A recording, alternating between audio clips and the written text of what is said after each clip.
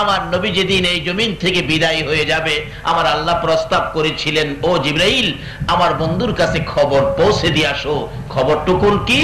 আমার বন্ধু এই জমিনে বহু জায়গায় মায়ের খেয়েছে, আমার বন্ধুর রক্ত মোবারক এই জমিনের মধ্যে লেগে আছে, এই রক্ত মাখা জমিনের মধ্যে আমার বন্ধুকে আমি দাফন করব না। আমার বন্ধুর দেহ মোবারক আমার আরশের ডান পাশে দাফন করব। জিবরাইল বলেন, প্রভু গো, এই প্রস্তাবে তো আপনার বন্ধু খুব খুশি হবেন। আল্লাহ বলেন, আমি তো চাই আমার বন্ধু খুশি করতে। জিবরাইল সঙ্গে সঙ্গে আমার আপনার নবীর সামনে হাজির হয়ে যায়। আসসালাতু আসসালামু আলাইকা ইয়া রাসূলুল্লাহ। আল্লাহর বন্ধু গো, আমি জিবরাইলের সালাম গ্রহণ করুন, আমার আল্লাহর সালাম গ্রহণ করুন। বলুন, আমার আল্লাহ এই নবীকে সালাম দেয় কিনা? সেই নবী তো আমাদের নবী, তাহলে আমাদের দাম হবে না, হবে কার? জিবরাইল বলেন, ইয়া রাসূলুল্লাহ, আল্লাহর সালাম গ্রহণ করুন, আমি জিবরাইলের সালাম গ্রহণ করুন। এমন এক সুন্দর খবর আপনার জন্য নিয়ে আসছি, যা শুনলে আপনি নবী খুশি হবেন। কি খবর রে জিবরাইল? আমি জানতে চাই। আল্লাহর বন্ধু গো, আপনার দেহ মোবারক আল্লাহর আরশের ডান পাশে দাফন হবে, যা অন্য কোন নবী রাসূলের জন্য হয় নাই, শুধু আপনার জন্য হবে। আপনি খুশি হন, কবুল করুন। আমার নবী এত সুন্দর খবর পাইয়াও খুশি হলেন না, দুইটা চোখের পানি নবী ছেড়ে দিলেন। জিবরাইল বলেন, ইয়া রাসূলুল্লাহ, এত সুন্দর খবর পাইয়া দুইটা চোখের পানি জর্জর করে ছেড়ে দিলেন, কারণটা কি? আমি জিবরাইল জানতে চাই। আল্লাহর নবী বলেন, জিবরাইল রে, কারণটা শুনে নাও। আমার দাফন হবে রে আল্লাহর আরশের ডান পাশে। আরেকটা খবর দিলি না, আরেকটা খবর আমার শোনাইলি না। কোন খবর হুজুর? জিবরাইল, আমার উম্মতের দাফন কই হবে রে? জিবরাইল বলেন, ইয়া রাসূলুল্লাহ, আপনার উম্মতের দাফন এই জমিনের মধ্যে হবে। আমার নবীর কান্না আরো বেড়ে গেছে। জিবরাইল রে, না রে, আমার মন মানে না, আমার উম্মতেরা এই জমিনে পড়ে থাকবে, আমি নবী আল্লাহর আরশে পড়ে থাকবো, আমি আমার উম্মত ফালাইয়া আরশে থাকতে পারবো না। আরে জিবরাইল, আমার পক্ষ থেকে একটা প্রস্তাব আমার প্রভুর দরবারে তুলে ধরো। আমার উম্মতেরা যদি এই জমিনের মধ্যে থাকে রে, আমি নবী আরশে যাব না, আমি আমার গুনাহগার এতিম উম্মতের পাশে এই জমিনের মধ্যে থাকবো। জিবরাইল বলেন, ইয়া রাসূলুল্লাহ, এই জমিনের মধ্যে পড়ে থাকবেন, উম্মতের কি ফায়দা হবে, আপনার কি লাভ হবে? আমার নবী বুঝাইতে চায়, জিবরাইল রে শুনো, আমি দুনিয়ার জমিনে দেখেছি, মুরগি যখন বাচ্চা ফোটায়, বাচ্চা নিয়ে সমাজে ঘুরতে থাকে, কোন বিপদ যদি দেখা দেয় রে জিবরাইল, মা মুরগটা দুইটা পাখা বাড়াইয়া দেয়, বাচ্চাগুলো মায়ের পাখার নিচে ঢুকে আরামে শান্তিতে বসে থাকে। রে জিবরাইল, আমি নবী মদিনার মাটিতে থাকবো রে, আমি আমার তামাম পৃথিবীর উম্মতে যদি কোনো বিপদ দেখি, আমি মদিনার জমিন থেকে দুইটা হাত আমি নবী বাড়াইয়া দিব, আমি আমার তামাম পৃথিবীর উম্মত গুলো আমার হাতের মধ্যে ঢুকাইয়া রে, আমি নবী মদিনার জমিনে শান্তিতে থাকবো। আর এই উম্মতের কান্দার নবী রহমতের বান্দার, বলুন, উম্মতের কান্দার নবী, নবী বিনে রোজ হাসরে কে করিবে পার, নবী বিনে রোজ হাসরে কে করিবে পার, উম্মতের কান্দার নবী রহমতের বান্দার, উম্মতের কান্দার নবী মোদের নবী দয়ার সাগর, গুনাহগার উম্মতের পাগল, মোদের নবী দয়ার সাগর, গুনাহগার উম্মতের পাগল, রোজ হাসরে সেজদায় পড়ে কাঁদবে যারে যার, রোজ হাসরে সেজদায় পড়ে কাঁদবে যারে যার, উম্মতের কান্দার নবী রহমতের বান্দার, উম্মতের কান্দার নবী যাইয়া দেখো মদিনাতে কান্দে নবী দিনে রাইতে, যাইয়া দেখো মদিনাতে কান্দে নবী দিনে রাইতে, মাফ করিয়ে দাও গো খোদা উম্মত গুনাহগার, মাফ করিয়ে দাও গো খোদা উম্মত গুনাহগার, উম্মতের কান্ডার নবী রহমতের ভান্ডার, উম্মতের কান্ডার নবী, নবী বিনে রোজ হাসরে কে করিবে পার, নবী বিনে রোজ হাসরে কে করিবে পার, উম্মতের কান্ডার নবী রহমতের ভান্ডার, উম্মতের কান্ডার নবী, যে নবী উম্মত ফালায়া আর সে যায় না, যে নবী উম্মতের ব্যথা বুকে নিয়ে মদিনায় শুয়ে কান্দে। আল্লাহ বলেন, বন্ধু এত মায়া তোমার উম্মতের জন্য, যাও আমি কথা দিলাম তোমার উম্মতের একটু সুযোগ পাইলেই আমি মাফ করে দিব। বিধায় আমরা আজকে মাফ চাই নাই, কিন্তু এই মাহফিলের উদ্দেশ্যে রওনা হলাম। সামনের পাও বাড়াইয়া পিছের পা উঠাইবার আগে আগেই এই বেহেশতের বাগানে ঢোকার আগেই আল্লাহ আমাদেরকে মাফ করে বেহেশতি মেহমান হিসাবে কবুল করেছেন। তাই আমরা সে আল্লাহর শুকর আদায় করেছি। গর্জিয়াস কণ্ঠে আবারও বলুন আলহামদুলিল্লাহ। এই আওয়াজ হয় না, মানুষ তো কম নয়, এই বর্ষাকালের মাহফিল প্রচুর মানুষ, আওয়াজটা তো সেরকম হলো না। এই জন্য তো আমরা বিজাতিদের হাতে মায়ের খাই। বলুন, আমরা যে নবীর উম্মত, এই নবী কি ছোট নবী না বড় নবী? নবী বড়, কিতাব বড়, উম্মত বড়, কিন্তু আওয়াজ তো ছোট হয়। অথচ এই নবীর উম্মতের জীবনী খুলুন, খোলাফায়ে রাশিদিন ওমর ফারুক রাদিয়াল্লাহু তাআলা যখন মদিনার শাসক ছিলেন, এখনকার যুগের শাসক না, নবীর ভালোবাসার শাসক। যে ওমর নবীর ভালোবাসা ঠিক রাখতে গিয়ে আপন পিতার কল্লা কেটে ফেলেছে, সেই ওমর যখন মদিনার শাসক ছিলেন, মদিনায় একবার ভূমিকম্পে মাটি থরথর করে কাঁপতেছে। মানুষ তো ভয় ভীতির মধ্যে। ওমর বলেন, কোনো ভয় নাই হুজুর, ভূমিকম্প তো, দাঁড়াও ভূমিকম্পকে আমি সাইজ করতেছি, রাখো। ভূমিকম্পের বিরুদ্ধে লাঠি নিয়ে বেরিয়েছে ওমর, মাটিকে বলতেছে থামো, বলছি থামো, কি পাইছো নড়াচড়ি করবে, থামো, আমি ওমর বলছি। লাঠি দিয়া বাইরে ভূমিকম্প থামাইলেন। অবশেষে বলতেছেন, এরে মদিনার মাটি, ভূমিকম্পে দিয়ে যে নড়াচড়িটা করলি, তোর কি লজ্জা করলো না? তুই কি জানোস না এই মাটিতে যে আমার রাসূল ঘুমিয়েছে? ওমরের চাবুকের আঘাতে মদিনার মাটি এমন ভাবে চুপ হয়েছে, কিয়ামত পর্যন্ত মদিনায় আর ভূমিকম্প হবে না। আমরা সেই নবীর উম্মত, যেই নবীর উম্মত ভূমিকম্প থামাইতে পারে। কিন্তু আজকে আমাদের আওয়াজ দুর্বল হয়ে গেল, সেই জন্য বিজাতির হাতে মার খায়। গর্জিয়াস কণ্ঠে ওমর যেই কালিমা পড়েছে, আমরাও সেই কালিমা পড়েছি। পরিচয় দেন, আমরা ওমর মার্কা মুসলমান। শেষবারের মতো আবারও বলুন আলহামদুলিল্লাহ। মাশাআল্লাহ, আওয়াজটা মোটামুটি হয়েছে, ঘন্টা দেড়েক চলবে। তাই আসুন আগে বাড়ি। আবু জাহেলের রূপ ছিল প্রশ্ন, ভাতিজা তুমি বলে নবী হইছো, আমার মুঠের ভিতরে কি আছে বলো তো?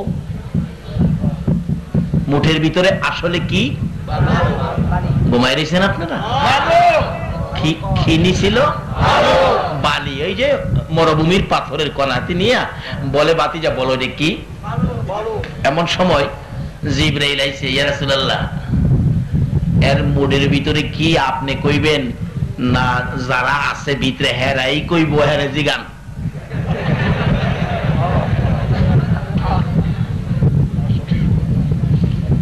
এই নবী তো মেরাজ গেছে, কবরে গিয়া তো এই নবীর দোহাই দিলে মাফ আছে, এছাড়া কারো দোহাই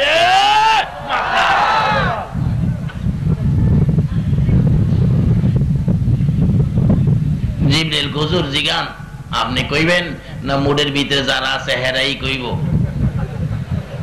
এখন কি নবীজির আর কথা বলতে কোনো ভয় আছে? চাচা আপনার মুডের ভিতরে কি? জিগাইলেন কইবার লেগা অনকে আমি কমু না মুডের ভিতরে যারা আছে হেরাই কইব?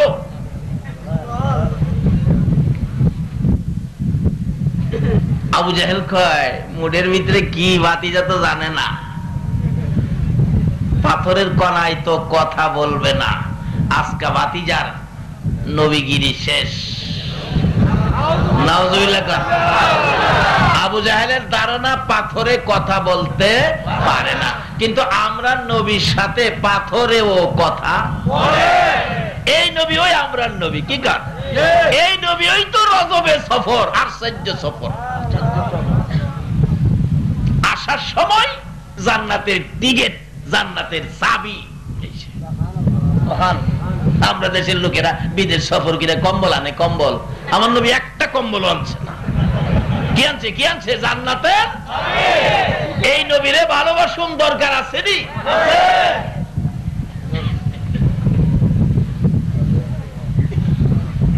চাচা আমি কমু না হেইতানে কইব?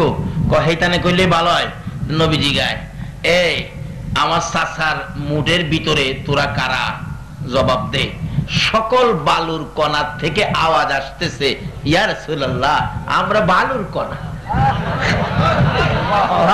সুবহানাল্লাহ কইতেন না? আবু জাহেল খালি চাপে। আচ্ছা কোন তো নবীর লগে বালুর কণায় কথা কয়, হ্যাঁ সাইপটা বন্ধ করতে পারবো। একবার গাউসে পাক 7 বছর বয়স, লম্বয়ে যাইবো গা, কষ্ট হইতো না তো? 7 বছর বয়স, ওনার বাবা ইয়ামেন যাবে ব্যবসার উদ্দেশ্যে। সামনে দেখা রইছে, বাবা ইয়ামেন যাইবেন? হ, আমারে নিয়ম লাগবো আজকে। গাউসে পাকের বাবা কয়, বাবারে রাস্তাঘাট সুবিধা না, ভাগ বাল্লুকের ভয়, তোমাকে দেওয়া যাবে না। কয় না বাবা আমি যাব। আমার না নিয়া যাইতেন না। কি রে বাবা সর্বনাশ। আচ্ছা ঠিক আছে চলো। একটু দূরে গেলেই দেখে পাহাড়ের উপরে 2 ভাগ পজিশন নিচে, বাপ বেটারে ধরবো। বাবা তো কাঁদতেছে, হাই হাই হাই বাবারে কেন আইলি? তোমারও খাইবো আমারও খাইবো। গাউসে পাক 7 বছর বয়স, হাসে। বাবা কি কন আপনি? বাবাই কান্দে, ফুলায় হাসে। বাবা কয়, আবু সালে কয়, আব্দুল কাদির তুমি হাসো? কব্বাতে আপনি কান্দেন? আমি কানবো না, বাঘ দেখো না? বাঘিল বয়েই তো আমি কান্দি। আমি হাসি কি লেগে জানেন? আব্দুল কাদিরের বাঘের কোনো ভয় নাই। বলো কি কেঞ্জেন না? বা কেঞ্জেন না? বাঘ দেখো না? দাঁড়ান আমি বাঘের ডাক দিতেছি। এ ভাই আমি আব্দুল কাদের, সাথে আমার বাবা আবু সালেহ, আমরা আখিরি নবীর উম্মত। যে নবী না হইলে তুই বাঘ হইতি না।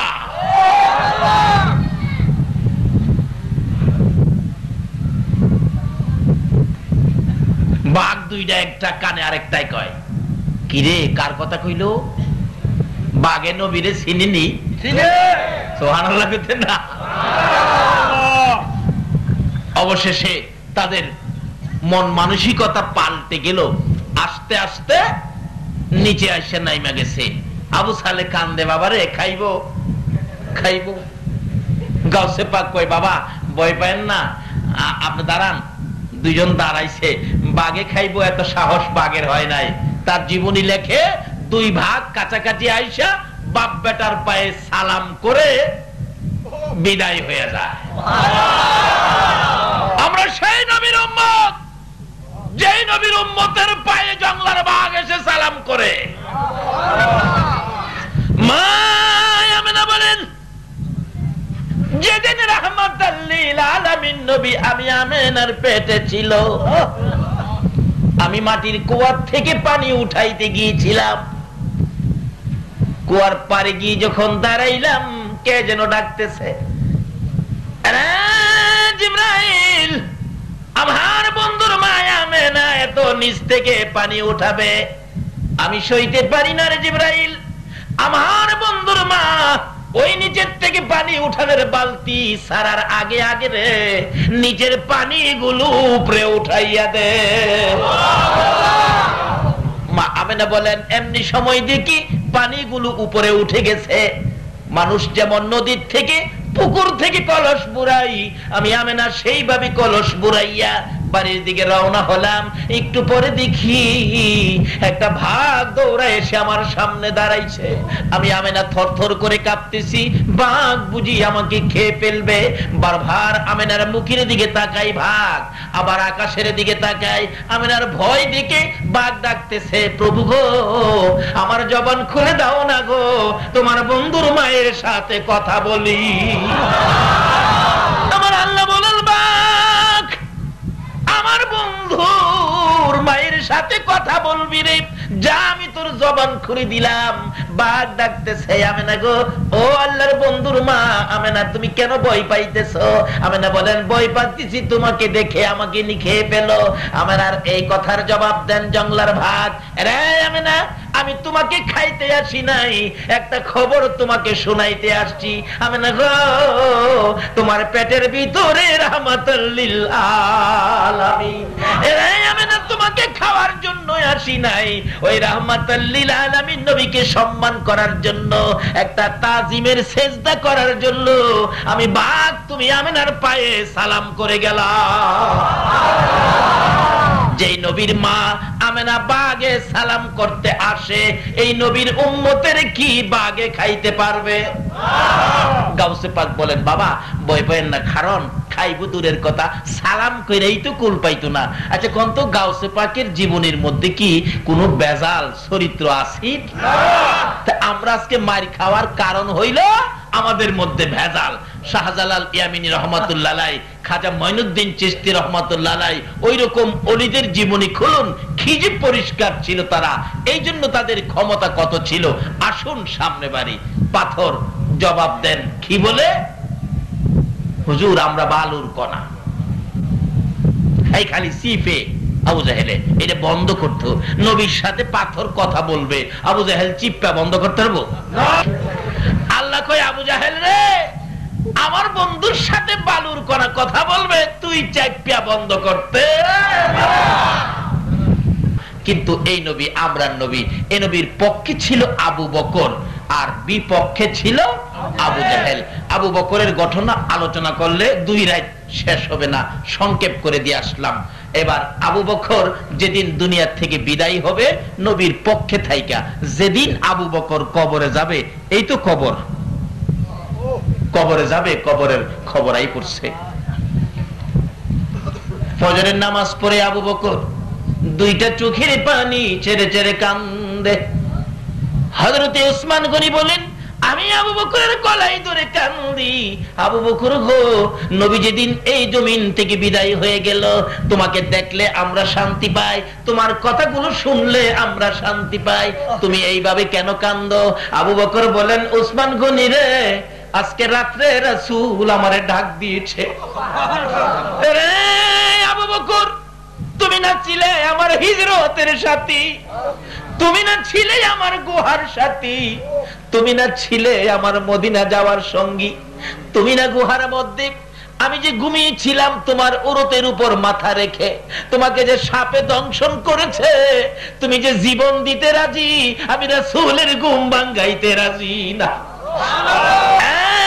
আবু বকর 2 বছর 2 মাস 10টা দিন পার হয়ে গেল, আমি রাসূল একা একা রওজায় শুয়ে আছি। তোমার কি মন চাই না রে আবু বকর আমার পাশে শোয়ার জন্য? আমি রাসূল আর কতদিন একা একা থাকবো? এমনি সময় দয়ার নবী মায়ার নবীর ডাক আবু বকরের কানে লাগলে আবু বকর ঘুম থেকে উঠে কাঁদতেছেন, নবী আমাকে ডাক দিয়েছে বিদায় হয়ে যাব। ফজরের নামাজ পড়ে বিছানায় বসে কান্দে। ওসমান গনি বলেন কান্দো কেন? ও ওসমান গনি আমি বিদায় হব, কান্দি। ওসমান গনি শোনো গো, আমি তো নবীর প্রেমে নবীর ভালোবাসায় নবীকে খুশি করে আল্লাহকে পাওয়ার জন্য আমার সকল শৈশব সম্পত্তি বিলীন করে দিয়েছি, 10টা পাই পর্যন্ত আমি আবু বকরের ঘরে নাই। আজকে রাত্রে আলু জ্বালাবো, তোল কিনার পয়সা পর্যন্ত আমার ঘরে নাই। এরে ওসমান গনি, আমি যদি আজকে মৃত্যুবরণ করি, কথা দাও আমি আবু বকরের কাফনের কাপড় কিনা দিবানি। সংক্ষেপ করে দিলাম। এই নবীকে চিনার পরে আবু বকর এইভাবে সব বিলীন করে দিয়েছে। আমার নবী একদিন মসজিদে নববীতে গায়ের চাদর মোবারক বিছাইয়া ডাকতেছেন, দেখি কে আমারে চিনো, কে আমারে কিনবা, কে আমাকে ভালোবাসো, কে আমাকে খুশি করার জন্য কি করতে পারো। সবাই দৌড়ে গেলেন, যা পায় তা নিয়ে আসে। হুজুর নিয়ে আসলাম। কি আনছো? আমার যা সম্পত্তি আছে 4 ভাগের 3 ভাগ রাখলাম, 1 ভাগ আপনার জন্য নিয়ে আসলাম। হুজুর আমি নিয়ে আসলাম। কি আনছো? 4 ভাগের 2 ভাগ রাখলাম, 2 ভাগ আপনার জন্য নিয়ে আসলাম। এইভাবে জমা দিতে থাকলো রাসূলকে খুশি করার জন্য। হযরতে আবু বকর বাড়িতে যাইয়া 2টা চোখের পানি ছেড়ে ছেড়ে কান্দে। বিবি বলেন, স্বামী গো কেন কান্দো, ব্যাপার কি? কান্দি রে বিবি, রাসূলকে খুশি করব, ঘরে কিছুই নাই, আমি কি নিব, কি দিব, কি দিয়ে খুশি করব। এবার গায়ের রুমালটা বিছাইয়া 4 কাপ পাইলেন, দিলেন, গ্লাস পাইলেন, দিলেন, নিমকদানি পাইলেন, কুপি বাতি পাইলেন, কুটিনাটি ছোটখাটো জিনিস যা ছিল প্যাকেট করলে। বিবি ডাকতেছেন, স্বামী গো এই সবগুলো প্যাকেট করে কই নিয়ে যাবেন? ও বিবি, রাসূলের জন্য নিয়ে যাব। ঘরে দি কিছুই নাই, সব নিয়ে যাবেন? হ। এমনি কেউ সময় দেখে মহিলারা কানের অলংকার খুলে খুলে, গলার হার খুলে খুলে পাঠাইতেছে বাচ্চাদেরকে দিয়ে। আবু বকরের বিবি বলেন, স্বামী মহিলারা ওদিক কিছু দেয়, আমি কি দিব, আমার জন্য কিছু রাখেন। একটা গ্লাস হাতে নিয়ে বললেন, এই গ্লাসটা আমার নামে নবীর রুমালে দিয়েন। আবু বকর বলেন, বিবি গো আমি তো সবগুলি নিয়ত করে ফেলেছি, আমি আবু বকর দিব, এই নিয়ত আর ঘুরাইতে পারবো না, তোমার নামে নিব না। বিবি বলেন, স্বামী তা যদি না করেন একটু দাঁড়ান, আমি রাসূলকে খুশি করার জন্য কিছু করব। কি করবে রে বিবি? সঙ্গে সঙ্গে আবু বকরের বিবি বিছানার থেকে খেজুর পাতার চাটাই টাইনা বাহির করে, খেজুর পাতার চাটাই পরনে লাগাইয়া পরনের কাপড় টাইনা খুলে। আবু বকর বলেন, বিবি কি করবি রে? পরনের কাপড় খুলে, স্বামী গো আর কিছুই নাই রাসূলকে দেওয়ার জন্য, আমি খেজুর পাতার চাটাই পরে পরনের কাপড় খুইলা দিলাম, আবার রাসূলের রুমালে দান করে দিও। আবু বকর বলেন, বিবি রে তোর কি মন চায় পরনের কাপড় খুলে রাসূলকে দেওয়ার জন্য? আবু বকরের বিবি বলেন, স্বামী গো শুধু পরনের কাপড় নয়, আমার মন চায় কলিজাটা খুইলা রাসূলকে দেওয়া দিতে। এইভাবে আবু বকরের বিবি সহ আবার রাসূলের জন্য পাগল ছিলেন। সংক্ষেপ করে দিলাম, বিদায় হবে। ও আবু বকর বিদায় হয়ে যায়। সকালবেলা কাঁদতেছে হযরতে আলী রাদিয়াল্লাহু তাআলা আনহু গলায় ধরে, আবু বকর এইভাবে কান্দো, তুমি বিদায় হয়ে গেলে আমরা কার কাছে যাব, কার কথা শুনবো, কার কাছে গিয়ে শান্তি পাবো? অনেক লম্বা ঘটনা সংক্ষেপ করে দিলাম। আবু বকর বলেন, ও সঙ্গীরা রাসূল ডাক দিয়েছে, আর থাকবো না, বিদায় হয়ে যাব। আমি যে রাসূলকে ভালোবাসতাম, নবীর পক্ষে ছিলাম, নবীর কথাগুলো মানতাম, নবীকে ভালোবাসতাম, নবীর জন্য সব বিলীন করে দিয়েছিলাম। আমার এই ভালোবাসায় আমার নবী খুশি হয়েছে কিনা আমি কবরে যাওয়ার সময় তোমরা প্রমাণ করে দিও। কই যাওয়ার সময় কিভাবে করব? আবু বকর আমাকে গোসল দিয়ে কাফন পরাইয়া জানাজা শেষ করে কবর দেওয়ার আগে নবীজির রওজার পাশে রাইখা ডাক দিও নবীজিকে, নবী গো আপনার গোলাম আবু বকর আপনার পায়ের নিচে হাজির, বলুন আবু বকরকে কোথায় দাফন করব? নবীজি রওজা পাকে আসেনি? জীবিত না মৃত? আপনাদের বিশ্বাস কি জীবিত না মৃত? হায়াতুন নবী, জিন্দা নবী রওজা পাকে এখনো শুয়ে শুয়ে আপনার আমার জন্য 24টা ঘন্টাই নবী কাঁদতেছে।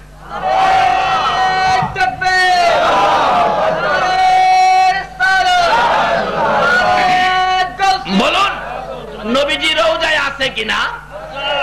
আল্লাহু আকবার। এক নবীর আশেক নবীজি রওজার পাশে গিয়ে শুয়ে শুয়ে কান্দে, নবী গো আপনি না খাওয়াইলে আমি খাইতাম না। নবীজি রাত্রে ডাকে, ও পাগল, আমার চুলাই কি এখন রান্না হয়? আমি না খাওয়াইলে খাইতি না? না মইরা যাবো তো, আপনি না খাওয়াইলে খাইতাম না। পাগল কি করব? একদিন রাতে নবীজি স্বপ্নের মাধ্যমে 2টা রুটি আইনা তার হাতে দিছে।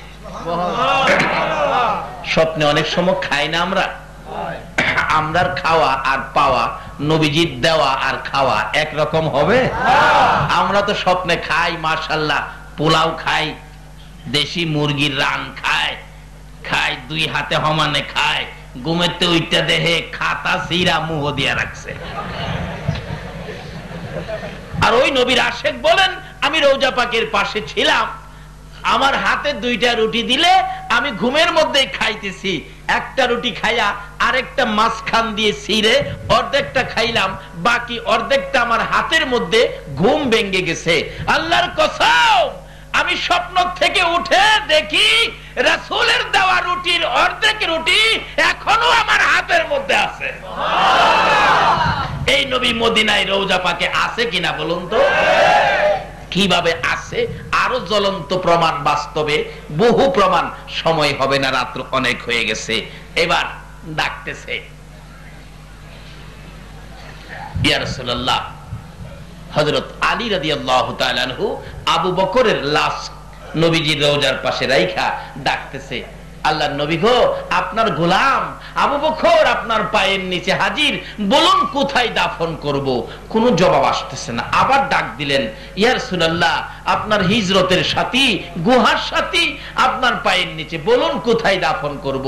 কোনো জবাব নাই। তৃতীয়বার মাথায় হযরত আলী রাদিয়াল্লাহু তাআলা খুব কাঁদতেছেন, ইয়া রাসূলুল্লাহ, আবু বকরের বেলায় যদি কথা না বলেন, আমাদের বেলায় জানি কি হয়। এমনি সময় হাজার হাজার সাহাবীর সামনে নবীজির রওজা পাক থরথর করে কাঁপতেছে। সুবহানাল্লাহ।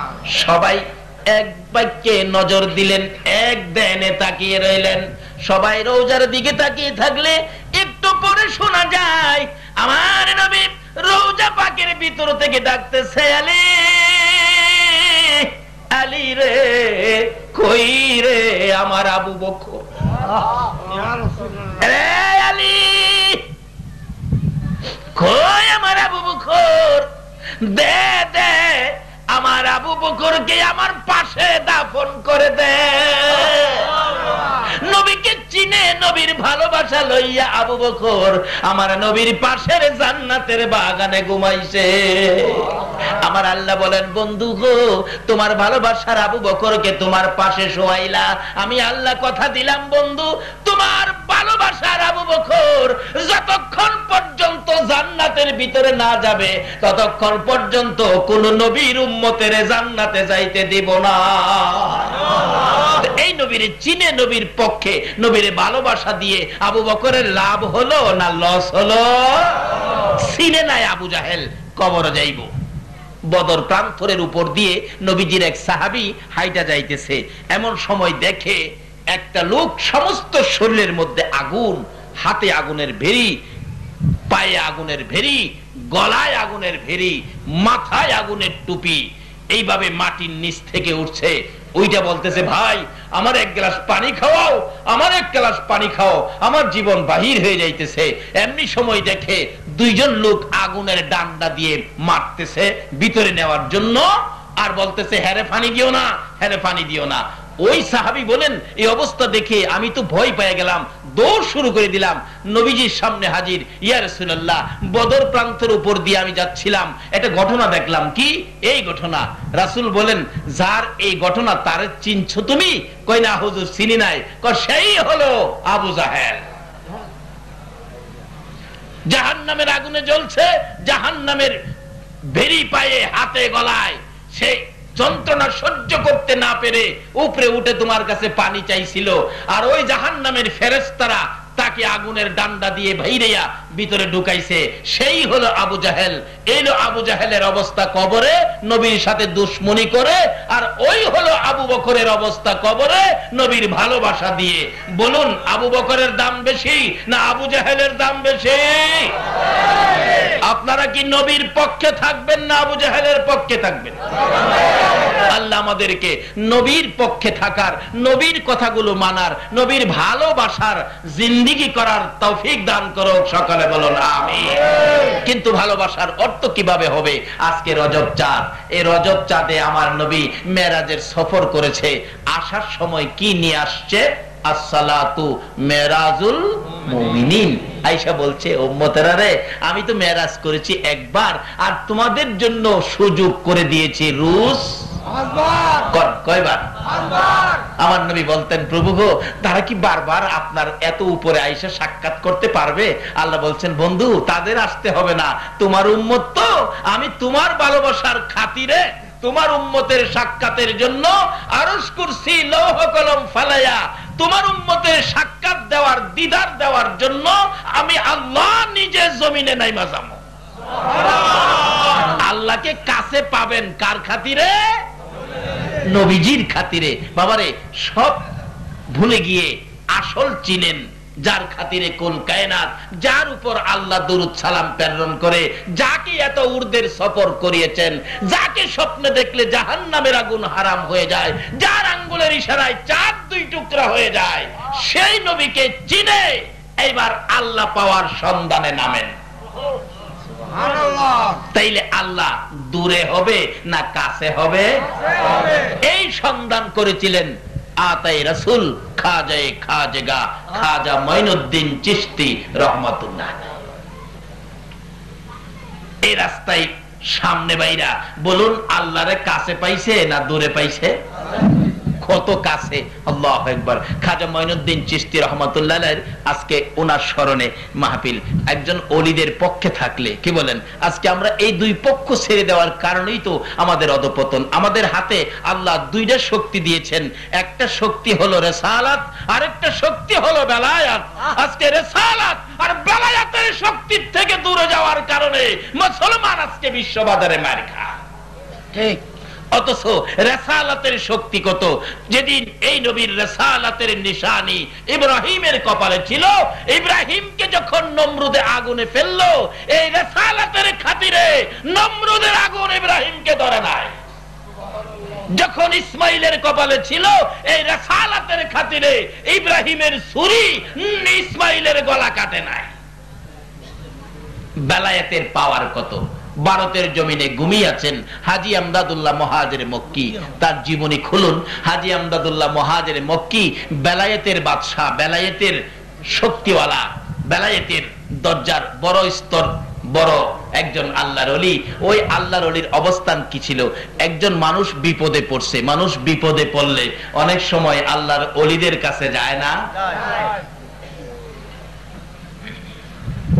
এখন তো মানুষ যাইতে চায় না, হুজুর কিভাবে যামু, গেলেই তো ফতোয়া আসে, শিরিক শিরিক শিরিক। অথচ বিপদে আপদে পড়লে জাতীয় ভাবে ওলিদেরকে স্মরণ করে। আপনারা শুনেন নাই? রেডিও টিভির গান শুনেন নাই? দেখছেন না? যদি বন্যায় দেশ বাসাইলা, খরায় দেশ পুইরালা, বিশৃঙ্খলা অভাব দেখা দেয়, তখন দেখবেন রেডিও সেন্টারে গান দেয়, ওলি আল্লাহর বাংলাদেশ, কয় না কয় না, শহীদ গাজীর বাংলাদেশ, তাদের রস্তে তাদের হস্তে রহম করুন আল্লাহ, রহম করুন আল্লাহ। বিপদে বললে এরা রস্তে আর রস্তে।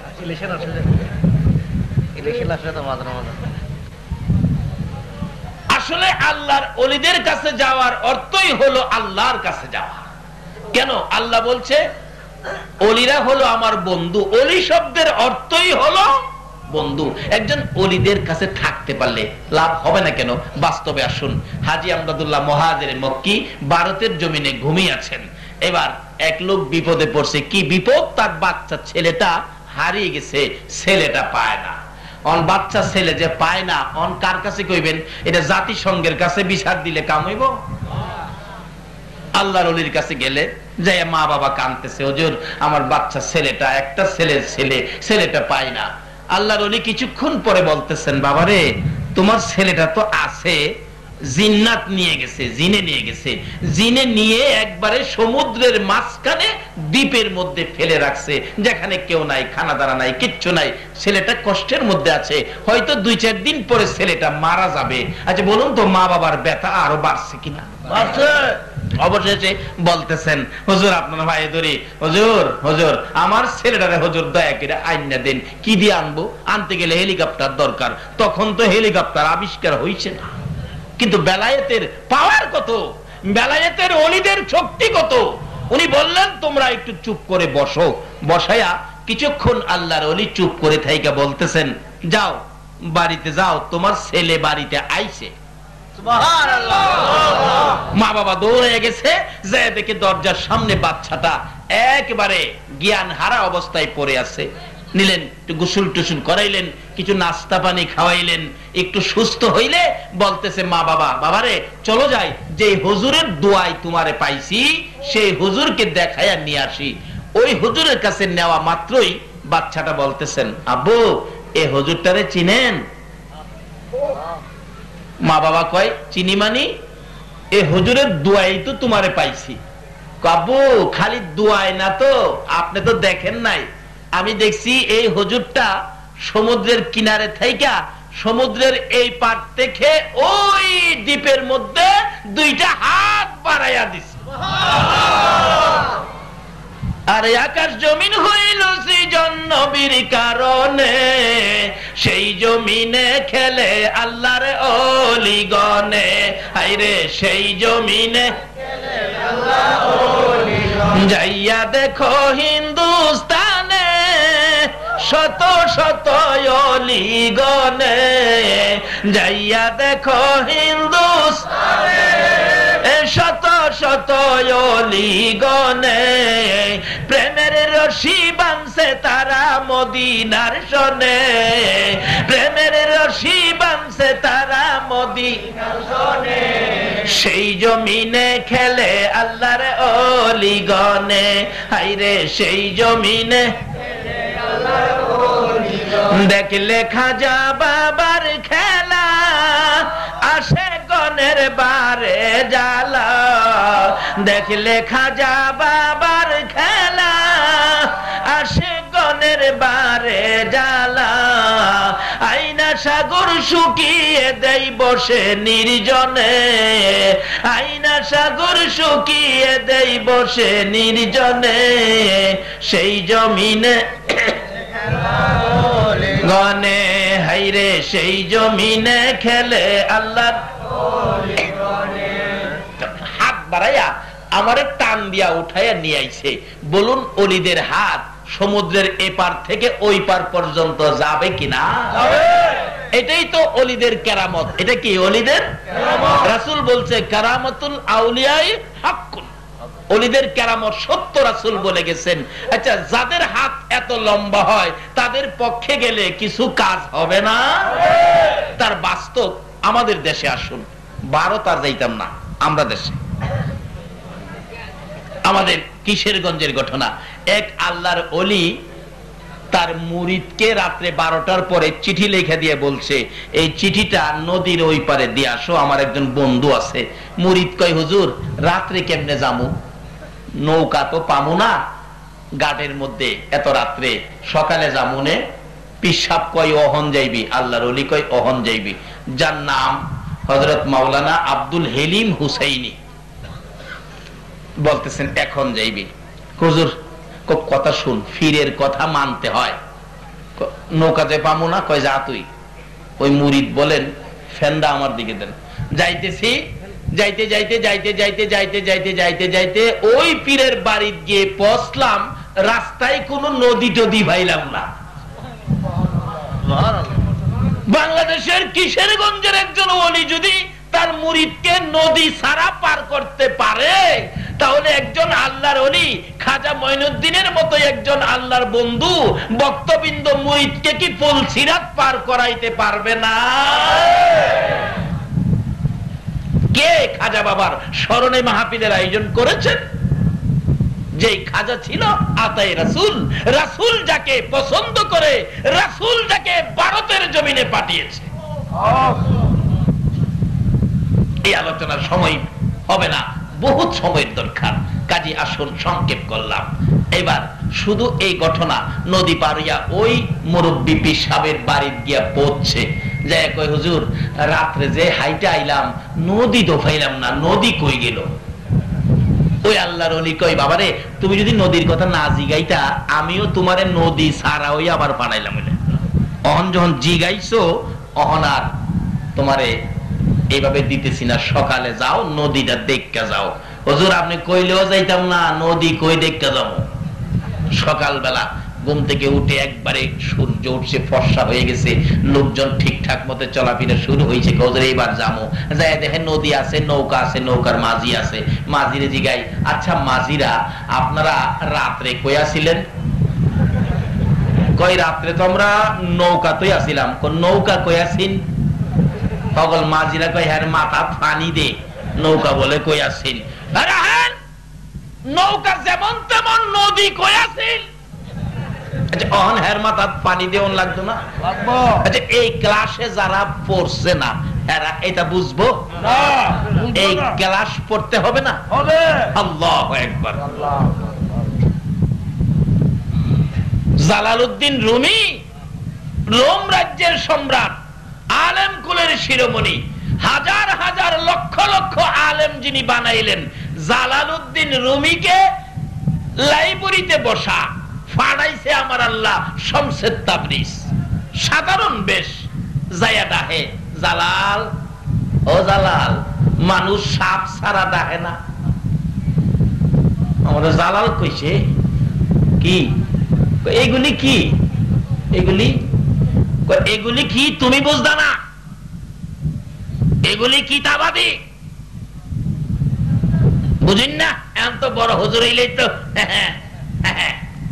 আমি তো বুঝি, পিসাবরা কি বুঝে? জালালউদ্দিন রুমি কয় এগুলি কি তুমি বুঝদা না? শমসেদ তাবরিজ সঙ্গে সঙ্গে কিতাবগুলি টাইনা কিছু আগুনে ফালাইলো, কিছু পানিতে ফালাইলো। তাই কি করলা তুমি? আমার কিতাব পানিতে ফালাইছো, আগুনে ফালাইছো। শমসেদ তাবরিজ কই বাবারে চিল্লাইও না, তোমার কিতাব দিতাছি। আগুনের ভিতরে হাত দিয়ে টাইনা বাহির করে দিল, নাও। পানির ভিতর থেকে টাইনা আইনা দিল, নাও। জালালউদ্দিন রুমি বলেন আমি আগুনের ভিতরের কিতাবগুলি খুলে দেখি একটা পৃষ্ঠাও তো আগুনে পুড়ে নাই। পানির ভিতরের কিতাবগুলো টাইনা দেখি একটা কিতাবও তো পানিয়ে ভিজে নাই। এখন জালালউদ্দিন রুমি জিগায়, বাবা বাবা এইটা কি? এবার শমসেদ তাবরিজ কই এইটা কি তুমিও বুঝো না? শরীয়তওয়ালা কই মারফতওয়ালারে তুমি বুঝো না, মারফতওয়ালা কই শরীয়তওয়ালারে তুমি বুঝো না। এই জন্য শরীয়তের ইলম শিক্ষা শেষ হয়ে গেলে ইলমে মারিফতের দরজায় ভর্তি হয়ে যাও। যারা শরীয়তের ইলম শিখে মারফত শিখে নাই তারাই সমাজে বিশৃঙ্খলা করে। শরীয়তের ইলম শিখার পরে মারফতের মাদ্রাসায় ভর্তি হও। খাজা মঈনুদ্দিন চিশতির জীবনী খুলুন, গাউসে পাকের জীবনী খুলুন, তারা প্রত্যেকেই শরীয়তের ইলম শিক্ষা শেষ করেই ইলমে মারিফতের মাদ্রাসায় ভর্তি হয়ে গেছে। মারফতের মাদ্রাসাই হলো আল্লাহর ওলিদের মাদ্রাসা। জোরে কোন সুবহানাল্লাহ। এবার ডাকতেছে, যাই না ওদিকে লম্বা হয়ে গেছে, ডাকতেছে বাবা নদী কইয়াছিন? মাঝিরা কই বেটা নদী আবার কইতা হয়? নদী তো নদী তৈ তাহে। কই দেখ আল্লাহর কসম করে কই রাত্রে আমি হাইটটা পার হইছি, আমি নদী পাইছি না। আসলে এটা কি শরীয়তের শক্তি না মারফতের শক্তি? এই জন্য শরীয়ত শেষ করে মারফতের মাদ্রাসায় ভর্তি হন, হক্কানি আল্লাহর ওলিদের কাছে যান, এগুলি শিক্ষা পাবেন। যাই হোক সংক্ষেপ আলোচনা, শুধু এটাই শেষ নয়। আল্লাহর ওলিরা কোনো ক্ষতি করে না, যাই করে আমাদের উপকার করে। একটা তুলা গাছ নিয়ে আমাদের এলাকায় বড় ঝগড়া ছিল। তুলা গাছ নিয়ে, তুলা গাছের মালিক ছিলেন একটা মহিলা, যেটা বাস্তব ঘটনা বলছি। যান কালকে কিসের গোস প্রমাণ করে আসেন, না হয় আমার বিচার করেন। তুলা গাছ, মহিলা মালিক, এই তুলা বিক্রি করে সংসার চলে। এই পার্শ্ববর্তী সীমানার এক লোক তুলা গাছের প্রতি লোভ হয়ে গেল, হ্যাঁ তুলা গাছ তার সীমানার ভিতরে ফেলাইয়া বেড়া দিয়ে লাইছে।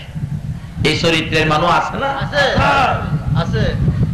মহিলা তো কান্নাকাটি করতেছে, হাই হাই আমার ছেলে মেয়ে নাই দেখা, কেউ নাই দেখা আমার তুলা গাছটা নিয়ে যাবে। এলাকার লোকজন কয় তোমার কেউ নাই দেখে কি আমরা সমাজ মইরা গেছি নাকি, আমরা সমাজের মানুষ আছি না, নিতে দেব না। এই লোক কয় তোমরা আইতে পারবা না, এই লোক কয় নিতে দেব না। এইভাবে একটা ঝগড়াঝাটির বাও হয়ে গেছে। এমন সময় আল্লাহর ওলি আব্দুল হালিম হুসাইনি কোত্থেকে আইসে হাজির। বাবারা, ও আশরাফুল মাখলুকাত, তোমরা কৃষ্ণে মারামারি ঝগড়া করো, তোমরা না আল্লাহর শ্রেষ্ঠ বান্দা, শ্রেষ্ঠ সৃষ্টি, তোমরা ঝগড়া করলে কেমন দেখা যায়, থামো থামো, কি ব্যাপার? এবার সকালে কয় হুজুর সর্বনাশ হয়েছে কি, এই মহিলার গাছটা হ্যাঁ নাগা। হ্যাঁ কয় হুজুর আমার গাছ না হইলে আমি কি বেড়া দিছি? আল্লাহর ওলি কই কি সমস্যা রে, এই বিচার কেমনে করবো? অন্ত সাক্ষীর দরকার। অন যে যুগে পড়ছি সাক্ষীর মধ্যেও তো বেজাল হয় না। এক বেচারা কোর্টের মধ্যে সাক্ষী নিছে 500 টাকা ঘুষ দিয়া, আমার পক্ষে সাক্ষী দিবি, হ্যাঁ যাইয়া তার বিপক্ষে সাক্ষী দিতেছে। 500 টাকাওয়ালা কয় খিরে কালো কি মানে আমার 500 কই? হ্যাঁ এই পক্ষের তে কয় চাচা ছিলেন না, কি করব আপনার পাশে, আমারে তো মাইরা লাইছে 10-এ।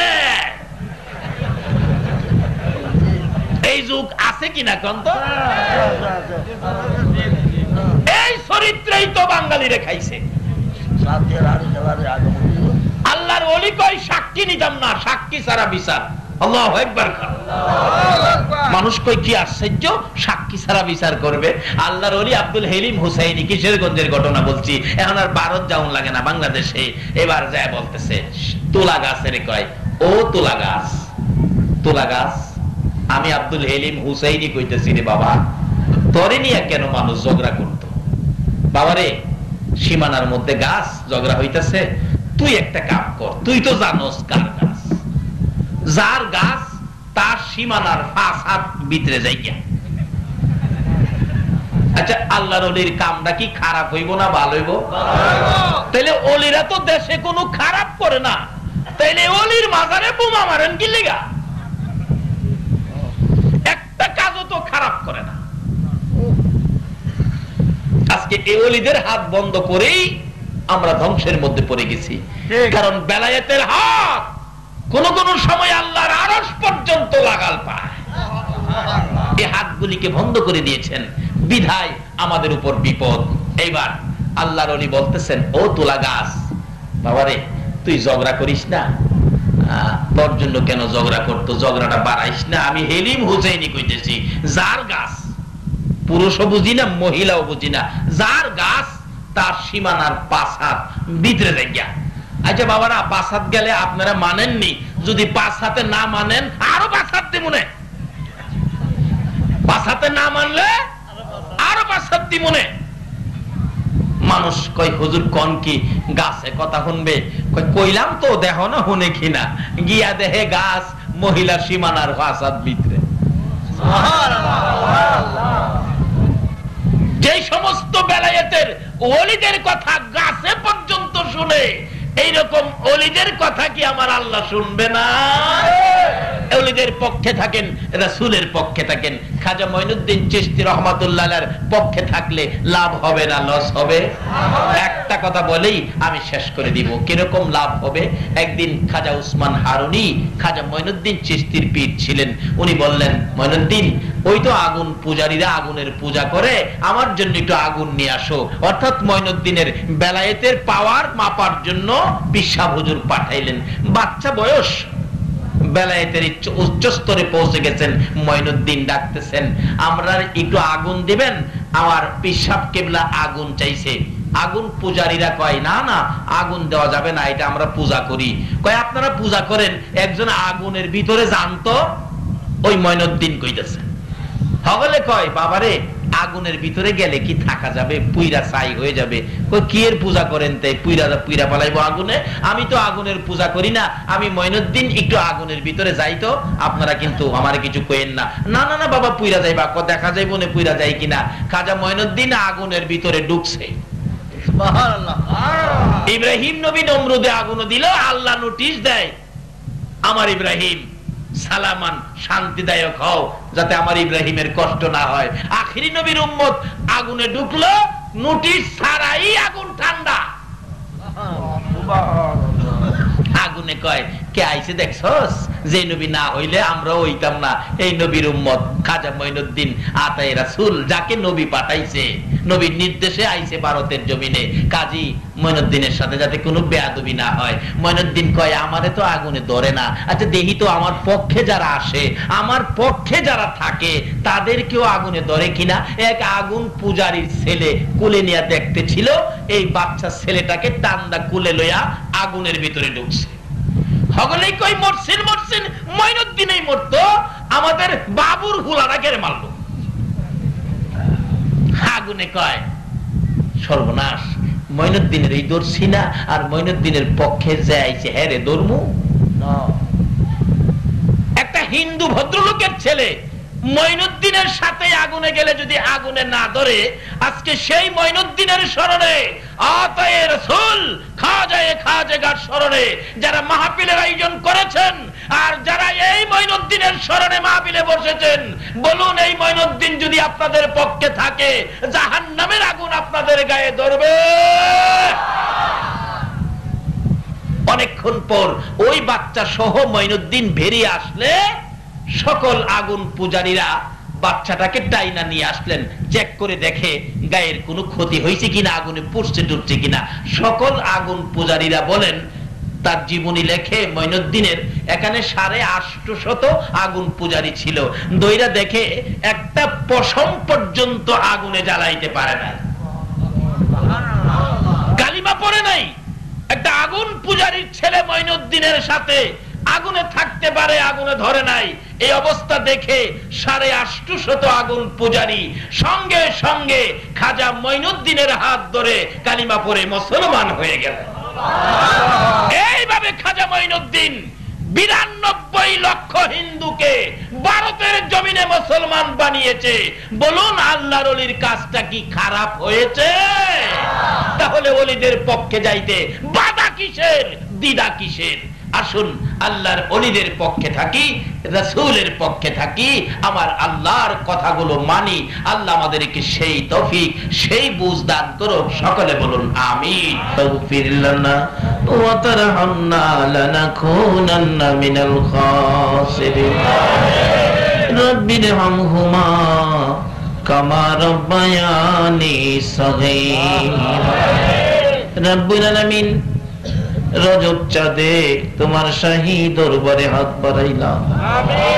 মাওলানা, এত বরকতের চাঁদ, যেই চাঁদে তোমার বন্ধুকে তোমার বাড়িতে নিয়েছো,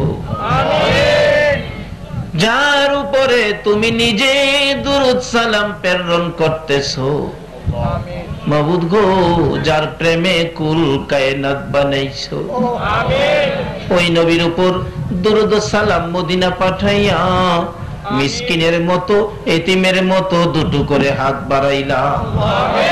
মাবুদ, আমাদের দুরূদ সালাম গুলো পাখির মতো উড়াইয়া উড়াইয়া দয়ার নবী মায়ার নবীর রওজা তাহারে পৌঁছাইয়া দাও।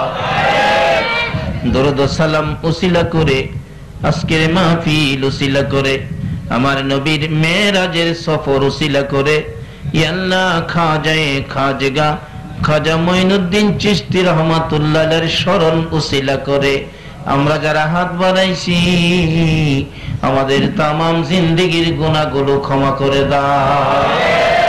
মাবুদ, আমাদের মনে বড় আশা গো, আজকের মাহফিলে তুমি ক্ষমা করে দিবা।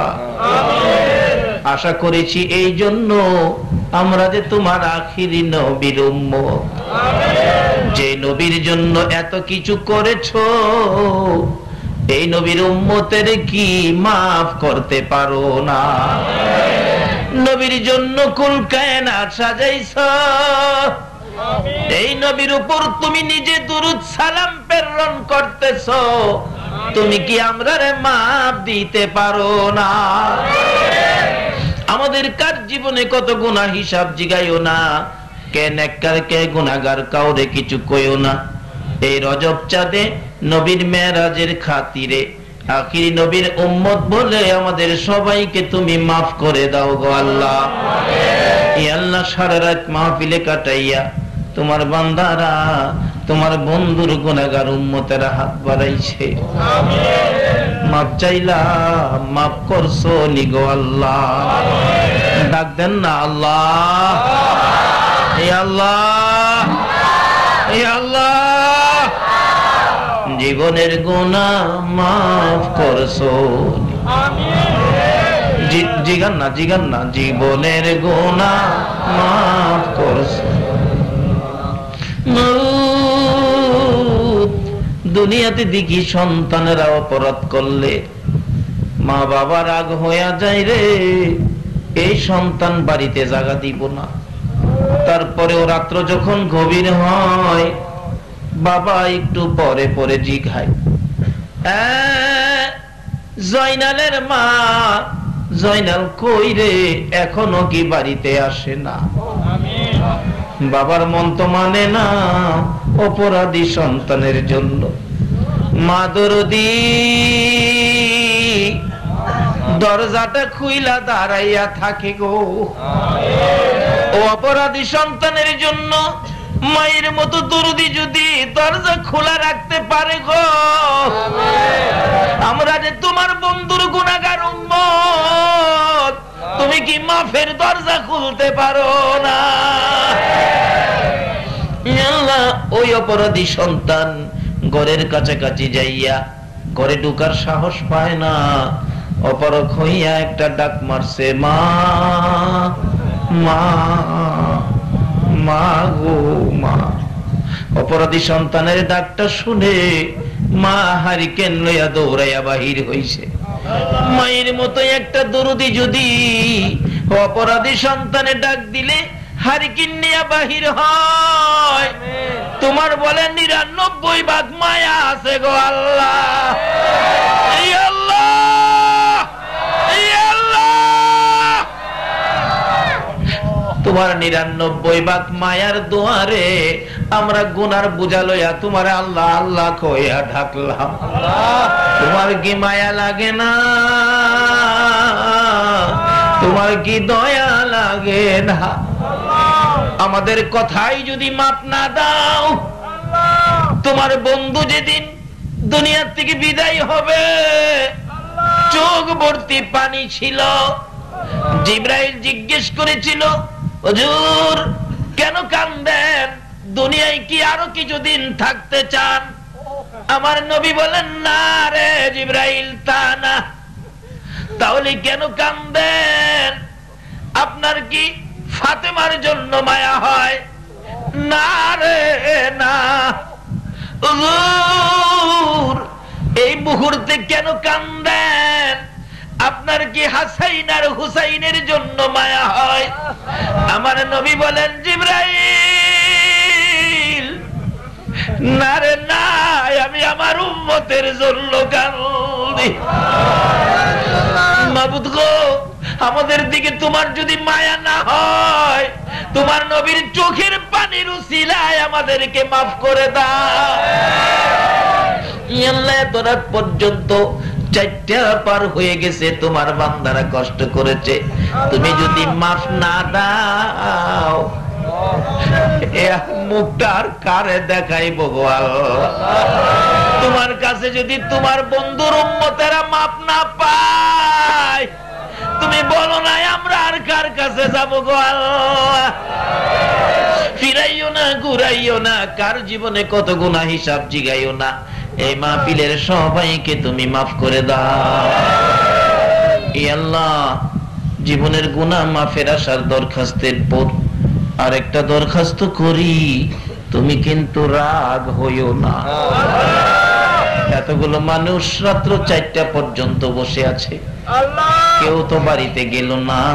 আমি তো জানি না কে কোন ব্যথা লইয়া বসে আছে। কার মনে জানি ব্যথা মানাই, কার মনে জানি ব্যথা বাবা নাই রে। আমার মতো মায়ের অভাবী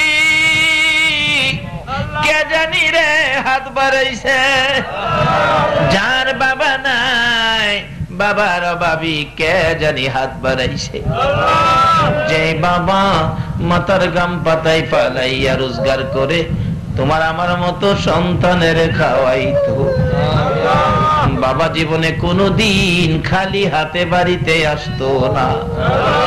কত পরিশ্রম করে বাবা সন্ধ্যার সময় পেটের খিদা লইয়া বাড়িতে ঢুকে খাইতে বসলে তরকারি দিয়ে খাওয়া যখন শেষ হইতো বাবা দুধ ভাত মাখতো, দুধের সাথে ভাত দিয়ে মাইকা বাবা মুখে দিতে চাইলে সন্তানেরা চারদিক ঘেরাও করে বসেছে।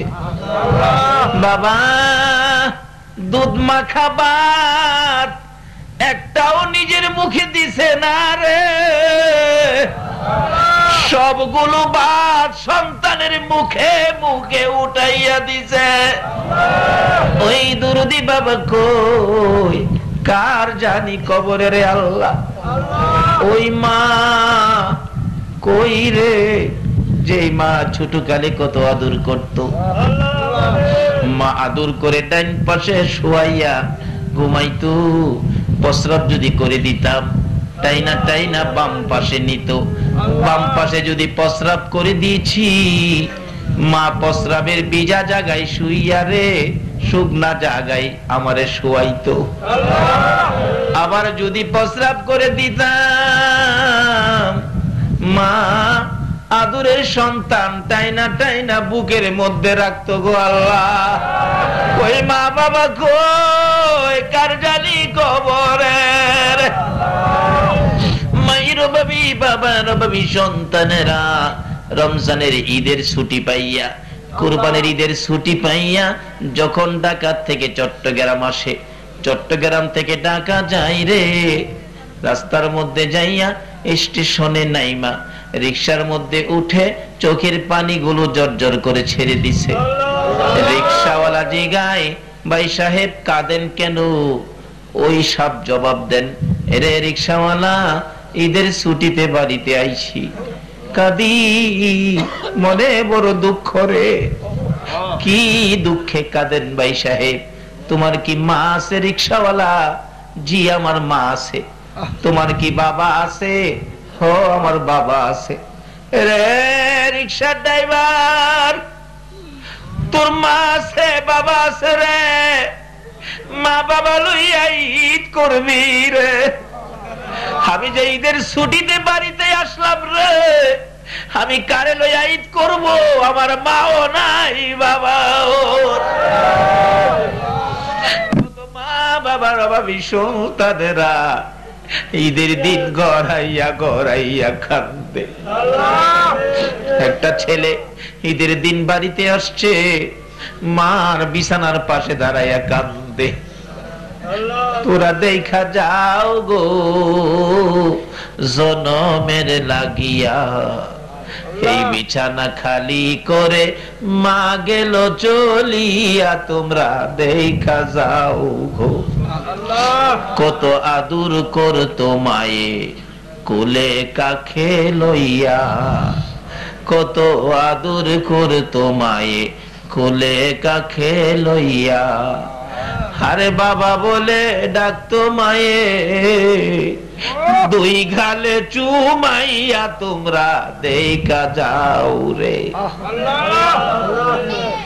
পায়খানা করিতাম যেদিন বিছানাতে শুইয়া, পায়খানা করিতাম যেদিন বিছানাতে শুইয়া, পরিষ্কার করতো মায়ে, আরে পরিষ্কার করতো মায়ে মেতরিনী হইয়া, তোমরা দেখা যাও রে।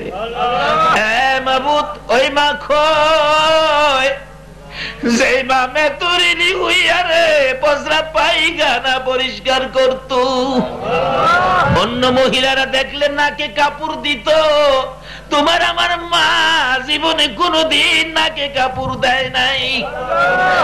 মায়ের অভাবী বাবার অভাবী যারা হাত বাড়াইছে গো আল্লাহ, আর দেরি করো না, এই মুহূর্তে ওই সকল মা বাবার কবর গুলো জান্নাতের বাগান বানাইয়া দাও। মাবুদ রে, মার কথা কি বলবো, ছোটকালে যখন মাদ্রাসায় ভর্তি হয়েছি, টাইফয়েড জ্বর হয়ে গেছে, উস্তাদ ছুটি দিলেন, বাড়িতে চলে গেলাম। রাত্র হইলে ঘুম হয় না, সারা রাত তাকাইয়া থাকি, সবাই ঘুমিয়ে আছে, আমার মা দরদি মাতার পাশে বসে থাকে। জিজ্ঞেস করি, মা সবাই ঘুমাইল, তুমি কি ঘুমাইবা না ঘুমা? আমার মা দরদি জবাব দেয়, বাবা রে, তুমি যদি না ঘুমাও আমার চোখে ঘুম আসে না। তারপরেও আবার মাঝে মাঝে দেখতাম মা দুইটা হাত বাড়াইয়া ডাকতো, মাউত আমার ছেলেরে জীবন ভিক্ষা চাই গো আল্লাহ। যেই মা বাবা সন্তানের জন্য তোমার কাছে জীবন ভিক্ষা চাইতো, ওই মা বাবা যার কবরে গো আল্লাহ, আমরা তোমার কাছে জান্নাত ভিক্ষা চাই রে আল্লাহ, তোমার জান্নাত ভিক্ষা চাই গো আল্লাহ। ওই সকল মা বাবার কবর গুলো জান্নাতের বাগান বানাইয়া দাও। আল্লাহ, দাদা দাদি, নানা নানি, শ্বশুর শাশুড়ি, আলিয়া ওলাদ, বংশধর, মই মুরব্বী, পাড়া প্রতিবেশী, খানদানবাসী যারা কবরে কাজ করে, এই এলাকার জমিনের নিচে যারা কবরে গো, সকলের কবর জান্নাতের বাগান বানাইয়া দাও। মাবুদ, যারা দুনিয়াতে আছে হায়াত বাড়িয়ে দাও। এ আল্লাহ, আমাদের সকলকে বেশি বেশি করে নেক কাজ করার তৌফিক দাও গো আল্লাহ। এ আল্লাহ, খাস করে এই মাহফিলের আয়োজন যারা করেছে, এ আল্লাহ, কমিটির সকল ভাইদের, বংশধর, মই মুরব্বী যারা কবরে, সকলকে তুমি মাফ করে দাও। এ আল্লাহ, যারা দুনিয়াতে আছে সকলকে তুমি নেক হায়াত বাড়িয়ে দাও। এ আল্লাহ, যারা ব্যবসা করে গো, সকলের ব্যবসায় বরকত লাগাইয়া দাও। যারা বিদেশ থাকে গো, বিদেশি ভাইদেরকে সহি সালামতে রাখো। এ আল্লাহ, খাস করে আজকের মাহফিল তুমি কবুল করে লাও গো আল্লাহ। এই মাহফিলের খাইর ও বরকত দয়ার নবী মায়ার নবীর রওজা পাকে পৌঁছাইয়া দাও। ইয়া আল্লাহ, আজকের মাহফিলের খাইর ও বরকত খাজা মঈনুদ্দিন চিশতি রহমাতুল্লাহ আলাইহির রূহে পৌঁছাইয়া দাও। ইয়া আল্লাহ, গাউসে পাক সহ সকল ওলিদের রূহে পৌঁছাইয়া। আকাশ জমিন হইল সৃজন নবীর কারণে, বলুন, আকাশ জমিন হইল সৃজন নবীর কারণে, সেই জমিনে খেলে আল্লাহর অলিগণে, হায়রে সেই জমিনে খেলে আল্লাহর। দেখলে খাজা বাবার খেলা, আসে গনের বারে জ্বালা।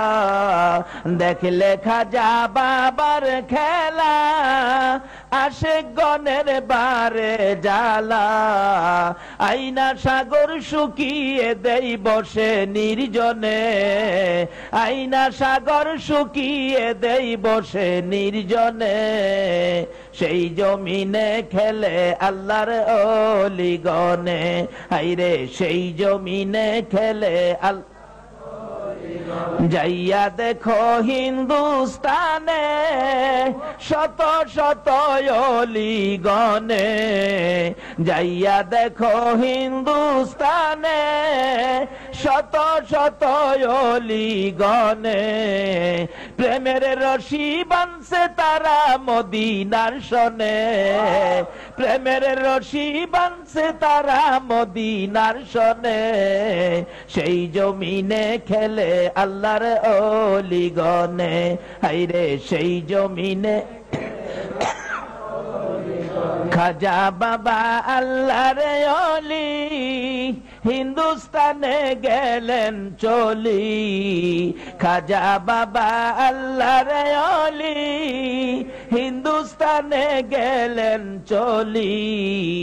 90 লক্ষ মুসলিম হলো খাজার কারণে, 90 লক্ষ মুসলিম হলো খাজার কারণে, সেই জমিনে খেলে আল্লাহর অলিগণে, হায়রে সেই জমিনে খেলে আল্লাহর অলিগণে। ওই ওই সময় কিন্তু ইসলামে অশান্তি ছিল না। যখন আল্লাহর ওলিদের কাছে ইসলাম ছিল তখন ইসলাম শান্তি ছিল। এখন ইসলাম কি শান্তিতে আছে?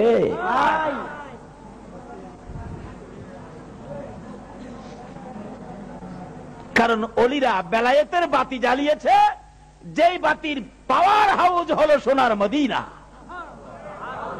যেই বাতিতে কোনো ভেজাল ছিল না, আমিত্ব ছিল না, অহংকার ছিল না, তাকাব্বুরি ছিল না, বাহাদুরি ছিল না।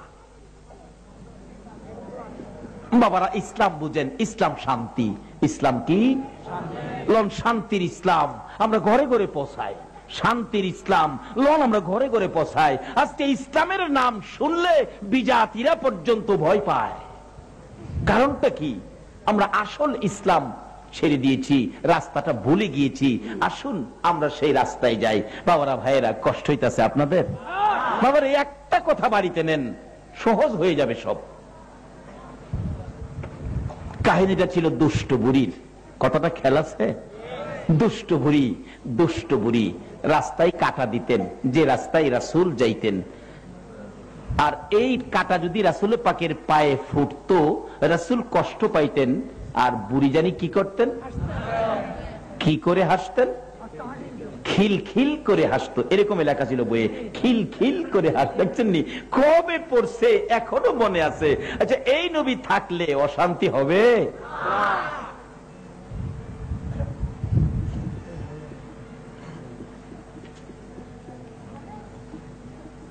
একদিন নবীজি দেখে রাস্তায় কাটা নাই, এদিক সেদিক তাকিয়ে দেখে বুড়িও পড়েন নাই, এদিক সেদিক তাকিয়ে দেখে বুড়িও নাই।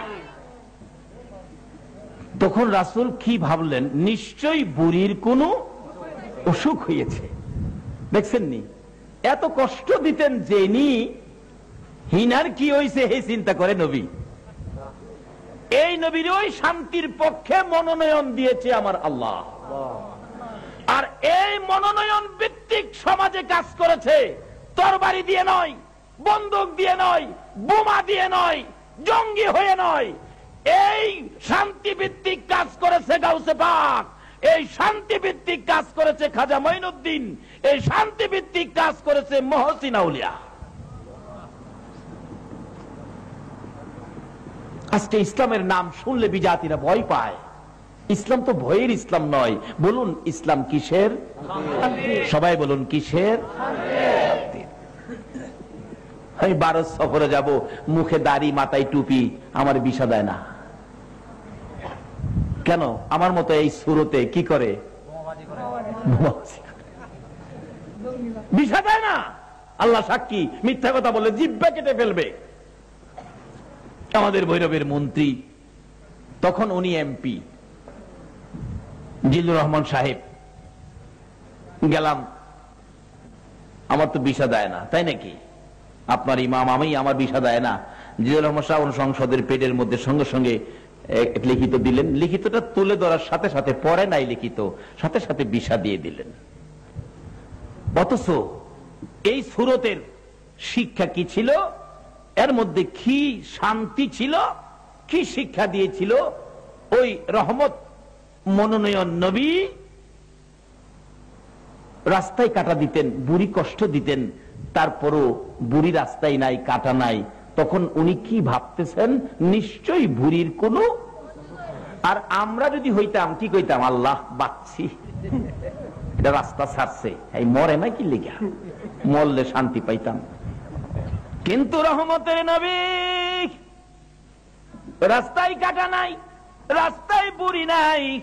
আমার নবী এই ব্যাপারের চিন্তা শেষ করে নাই। নবী ভাবতেছেন নিশ্চয়ই বুড়ির কোনো অসুখ হয়েছে, দেখি বুড়ির বাড়িটা কোথায়। বুড়ির বাড়ি তালাশ করে ওই রহমতের নবী বুড়ির বাড়িতে যাইয়া ঢুকলেন। বুড়ি কোথায় আছো? ও বুড়ি, তুমি কোথায়? বুড়ি তো ভাবছে নবী আইছে বাড়িতে, আমারে সাইজ করব। কি কর? এখন মানুষের কষ্ট দিলে আর এই সুযোগ পাইলে আমরা সাইজ করি না।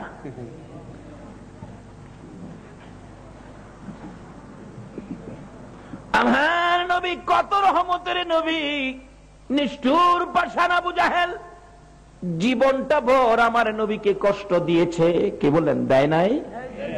আমার নবী একদিন গভীর রজনীতে চোখ ভর্তি পানি, বুক ভর্তি ব্যথা, মক্কা নগরীতে যেদিকেই যাই যুবকেরা আমার রাসূলকে ধাক্কা দেয়, গালি দেয়, পাথরের ডিল দেয়। আজকে কারা গো? ও খেলোয়াড় ভাই যুবকেরা, সেই নবীর ভালোবাসায় কারা আজকে মাহফিলের আয়োজন করেছো?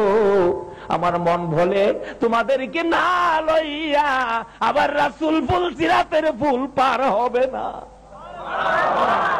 কারণ তোমাদের মতো যুবকেরা একদিন আমার রাসূলকে মক্কা নগরীতে কষ্ট দিতেন, মক্কা নগরীতে তোমাদের মতো যুবকেরা দুঃখ দিতেন। যেই দুঃখ ব্যথা বুকে লইয়া আমার নবী একদিন মা খাদিজাতুল কুবরা রাদিয়াল্লাহু তাআলা আনহাকে ডেকে বললেন, খাদিজা রে, আমার মা নাই রে, বাবা নাই রে, আমার মনের দুঃখগুলো আমি কার কাছে বলবো? খাদিজা বলেন, ইয়া রাসূলুল্লাহ, বুক তো পেতে দিলাম, আপনার বুকের সকল ব্যথাগুলো আমি খাদিজার বুকে দিয়ে দেন। খাদিজা রে, মুখে বললে তো হয় না। মক্কা নগরীতে দেখেছি মক্কার ছেলেরা ব্যথা পাইলে বাবার কাছে কয়, ব্যথা পাইলে মায়ের কাছে কয়। মা বাবা মাথায় হাত বুলাইয়া সন্তানের সান্ত্বনা দেয়। রে খাদিজা, আমি কার কাছে মনের কথা বলবো? আমার মা নাই, বাবা নাই। রাসূল বলেন, আও খাদিজা, আমি দেখি গভীর রজনীতে আমার চাচা আবু জাহেলকে যাইয়া মনের দুঃখটা বলবো। আবু জাহেল যদি আমার দুঃখ শুনে কালিমাটা পড়ে যদি আমি নবীর সঙ্গে হয়, আমার মন কয় মক্কার যুবকেরা আমারে আর গালি দিবে না, কষ্ট দিবে না। আমার নবীর প্রাণ প্রিয় বিবি মা খাদিজাতুল কুবরা বলেন, ইয়া রাসূলুল্লাহ, আবু জাহেলের মেজাজ ভালো না, আপনার কথা তো শুনবে না, আপনার অনুরোধ মানবে না।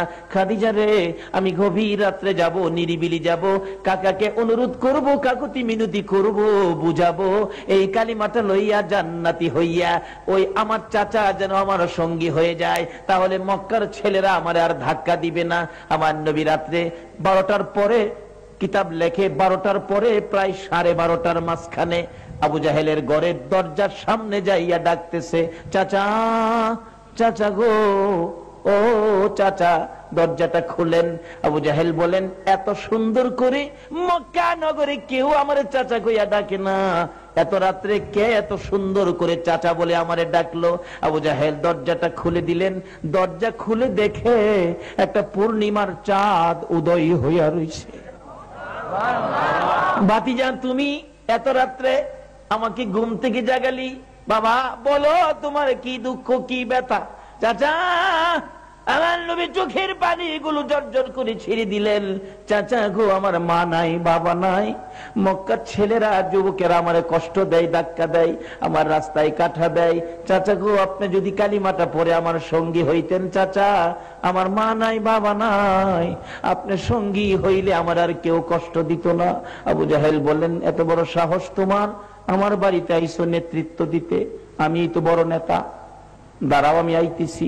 ঘরের ভিতরে ঢুকে নিষ্ঠুর পাষাণ আবু জাহেল একটা লাল রঙের চাবুক বাহির করছে। নবীর সামনে দাঁড়াইয়া বলতেছেন, ভাতিজা গো, আবার বলো কি বলেছো? চাচা, আমার মা নাই, বাবা নাই, আমার সঙ্গে হন, কালিমা পড়েন, কেউ আমারে কষ্ট দিবে না, সেজন্য আসলাম। আবু জাহেল, যেই নবীর চেহারায় জীবনে কোনোদিন মশা মাছি বসে না, ওই নবীর সুন্দর চেহারার মধ্যে পিছন থেকে চাবুকটা বাহির করে সাত সাত করে আঘাত শুরু করলো। যেই জায়গায় আঘাত করত, নবীজির চামড়া মুবারক ফাইটা রক্ত বাহির হতে থাকতো। চাপা দিয়ে ধরতো, চাচা গো, আমার মা নাই গো, বাবা নাই গো, তোমার কি মায়া লাগে না? আমারে আর মাইরো না। এইভাবে মারতে মারতে আমার নবীকে রক্তাক্ত করে জমিনের মধ্যে ফেলে দিল। দুইটা হাত বাড়াইয়া ডাকতেছে, হাতের মধ্যে আঘাত করলো। অবশেষে নবী দুইটা হাত জমিনে ছেড়ে দিয়ে চোখের পানি ছেড়ে ছেড়ে কাঁদবে। আবু জাহেল বলেন, ভাতিজা বলো, জীবনে আর কোনদিন আমার বাড়িতে আসবানি? জীবনের শিক্ষা দিয়ে দিলাম। আমার নবী কান্দে, শোয়ার থেকে উঠতে পারে না রে, বসতেও পারে না, আমার নবী কোণে দিয়ে কর্নিং করে করে হুজরার দিকে রওনা হয়েছে। আমার আল্লাহ বলেন, বন্ধু গো, এত কষ্ট কালিমাটা লইয়া করলা, একবারও আমারে ডাক দিলা না। যাও, আমি আল্লাহ দেখিছি এই কালিমা লইয়া কত কষ্ট করেছো। এই কালিমা পরে যারা তুমি নবীকে ভালোবাসা দিয়ে তোমার কথা মতো আমারে ডাকবে, আমি আল্লাহ ওই রকম রক্ত মাখা কালিমাওয়ালার জন্য 10টা পৃথিবী সমান একটা জান্নাতের বাজেট দিয়ে দিলাম। এত কষ্ট যে আবু জাহেল আমার নবীকে দিয়েছেন। নবী কোনি দিয়ে কর্নিং করে করে ঘরের দিকে যাচ্ছে। মা খাদিজা বলেন, অনেক সময় পার হয়ে গেল, রাসূল আসতেছে না। দরজাটা খুলে একটু সামনে বেরে দেখি একটা পূর্ণিমার চাঁদ বালুর সাথে গড়াগড়ি করে। ডাক দিলাম, কে গো, বালির সাথে গড়াগড়ি করো? আমার নবী খাদিজার কণ্ঠের আওয়াজ পাইয়া চিৎকার মেরে ডাক দিলেন, খাদিজা রে, আয়, আমার চামড়া উঠাইয়া পালাইছে। নবীজি ঘরে ঢুকলেন, সমস্ত শরীর রক্তাক্ত। এত কষ্ট, এত ব্যথা, এত দুঃখ যে আবু জাহেল দিয়েছে। আবু জাহেলের শেষ চেষ্টা ছিল আমার আপনার নবীকে দুনিয়ার থেকে বিদায় করে দিবে। ইসলাম শান্তি, ওই শান্তি পৌঁছানোর জন্য নবী কত কষ্ট করেছে। আজকে সেই নবীর কষ্টের বিনিময় আমাদের দায়িত্ব হয়ে গেছে শান্তির ইসলাম ঘরে ঘরে পৌঁছাইয়া দেওয়ার জন্য। আবু জাহেল শেষ চেষ্টা, বাতিজারে কত কষ্ট দিলাম, কিন্তু এই রাস্তার থেকে দূরে নিতে পারি না, কি করা যায়? একদিন শেষ চেষ্টা, যে রাস্তায় নবী রাত্রে হুজরাত থেকে বাহির হয়ে খানায় কাবার পাশে যাইতেন, এই রাস্তার মাঝখানে সারা রাত্রে একটা গর্ত করছে। গর্ত করার উদ্দেশ্য হলো রাসূল তো দেখবে না, রাত্রে বাহির হইয়া অন্ধকার গর্তের ভিতরে পড়ে যাবে, আর আমি আবু জাহেল বাতিজারে মাটি দিয়ে দিব, শেষ। আবু জাহেলের ধারণা নবীরে এইভাবে শেষ করে দিবে। আচ্ছা, আপনাদের ধারণা কি এটা কি সম্ভব? এই নবীর কি কেউ নাই? কে আছে বলুন? আরো জোরে বলুন, কে আছে? আবু জাহেল গর্ত কিরা নবীজিরে মারতো, কিন্তু জিব্রাইল নূরের পাখা বিছাইছে, নবীজি পার হয়ে গেছে। কি ব্যাপার জিব্রাইল? হুজুর গাতা খুঁটছে, আবু জাহেল আপনারে মারতো, নবীজি গেছে গা। আবু জাহেল তো বাপজে বাতিজা পড়ছে, বাপজে না। আচ্ছা, এটা কথা আছে, রাখে আল্লাহ, এটা কি চট্টগ্রামে আছে? রাখে আল্লাহ আর মারে আল্লাহ। আইসিন দেখতো বাতি জানি পড়ছে, মেয়েরা লাইতো, দেহের ভিতরে অন্ধকার তো ঠিক মতো দেখা যায় না। কাছাকাছি আইসে, সারা রাত ঘুমাইছে না তো, তার মাথার স্ক্রু ঢিল, নিজেই চক্কর খাইয়া পড়ছে। ভিতরে গিয়া দেহে হুদা হুদা হুদা, আমি বাতি যত নাই। হাই রে হাই, কি নিজের কানো নিজে দিলে টানে, কি করলাম রে, কি করলাম। আচ্ছা, এই সিস্টেম কে করছে? এই আল্লাহ আসেনি হন?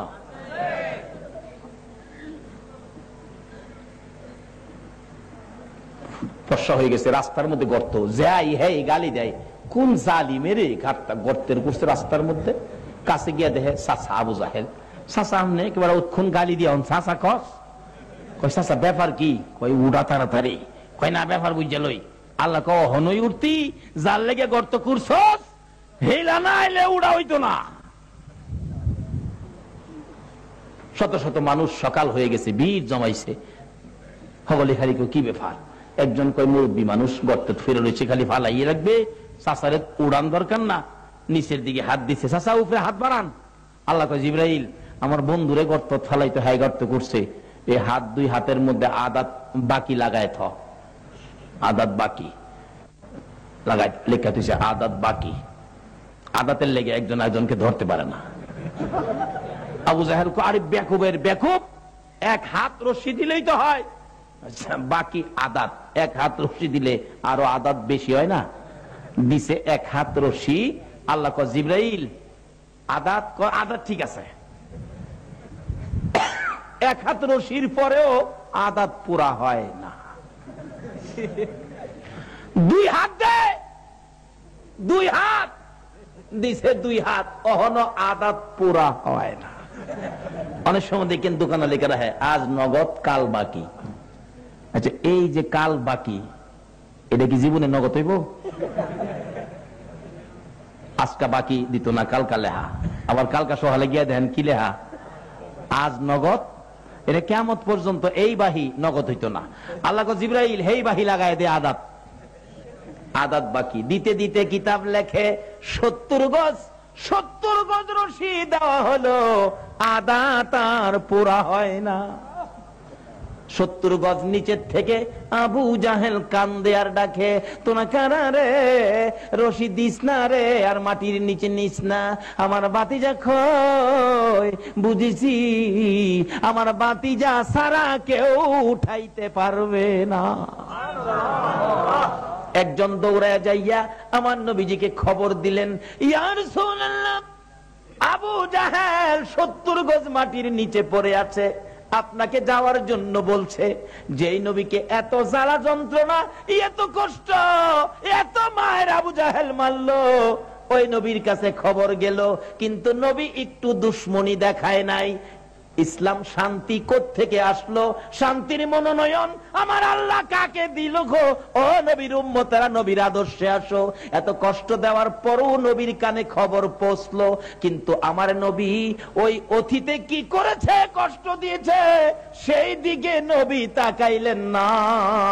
সঙ্গে সঙ্গে নবী ঘর থেকে বেরিয়ে গেলেন চাচার বিপদ উদ্ধার করার জন্য। আরে দয়ালো নবী, প্রেমের আর আসবে না জগতে, আমার দয়ালো নবী, প্রেমের ছবি আর আসবে না। হাসর দিনে উম্মত বিনে, হাসর দিনে উম্মত বিনে, যাবে না নবীজি বেহেশতে। দয়ালো নবী, প্রেমের ছবি আর আসবে না জগতে, আমার দয়ালো নবী, প্রেমের ছবি আর আসবে না। 63 সাল জিন্দিগি কাটছে বলে উম্মতি, 63 সাল জিন্দিগি কাটছে বলে উম্মতি, এখনো কান্দে শুয়ে মদিনাতে নবী, এখনো কান্দে শুয়ে মদিনাতে। দয়ালো নবী, প্রেমের ছবি আর আসবে না জগতে, আমার দয়ালো নবী, প্রেমের ছবি আর আসবে না। শান্তির ইসলামের মনোনয়ন কাকে দিল? এত কষ্ট দিল, এরপর নবী হেলার বিপদে আই পড়ছে। গর্তের কিনারো খারিয়াটা, হ্যাঁ চাচা, বাবা আইসো, বাবারে বিপদে আছি, তাড়াতাড়ি আমার উড়াও। চাচা গো, আমি জানতাম এই গর্ত কার লেগে করছো, এটা আগে কও। আবু জাহেল নিচ থেকে ডাকে, বাতিজা কোমরে উপরে উড়াও, বিপদ হইছে। আমার নবী বলেন, চাচা আর বিপদ নাই, আমি যখন আসছি উঠামু। চাচা, কার জন্য করছো? বাবা মনে দুঃখ নিও না, এই গর্ত তো আমি তোমার জন্য করেছিলাম। আমার নবী কান্দে, চাচা জীবনটা ভরাই আমারে কষ্ট দিলাম, এইভাবে আমাকে বিদায় করে দেওয়ার জন্য গর্ত খুললা।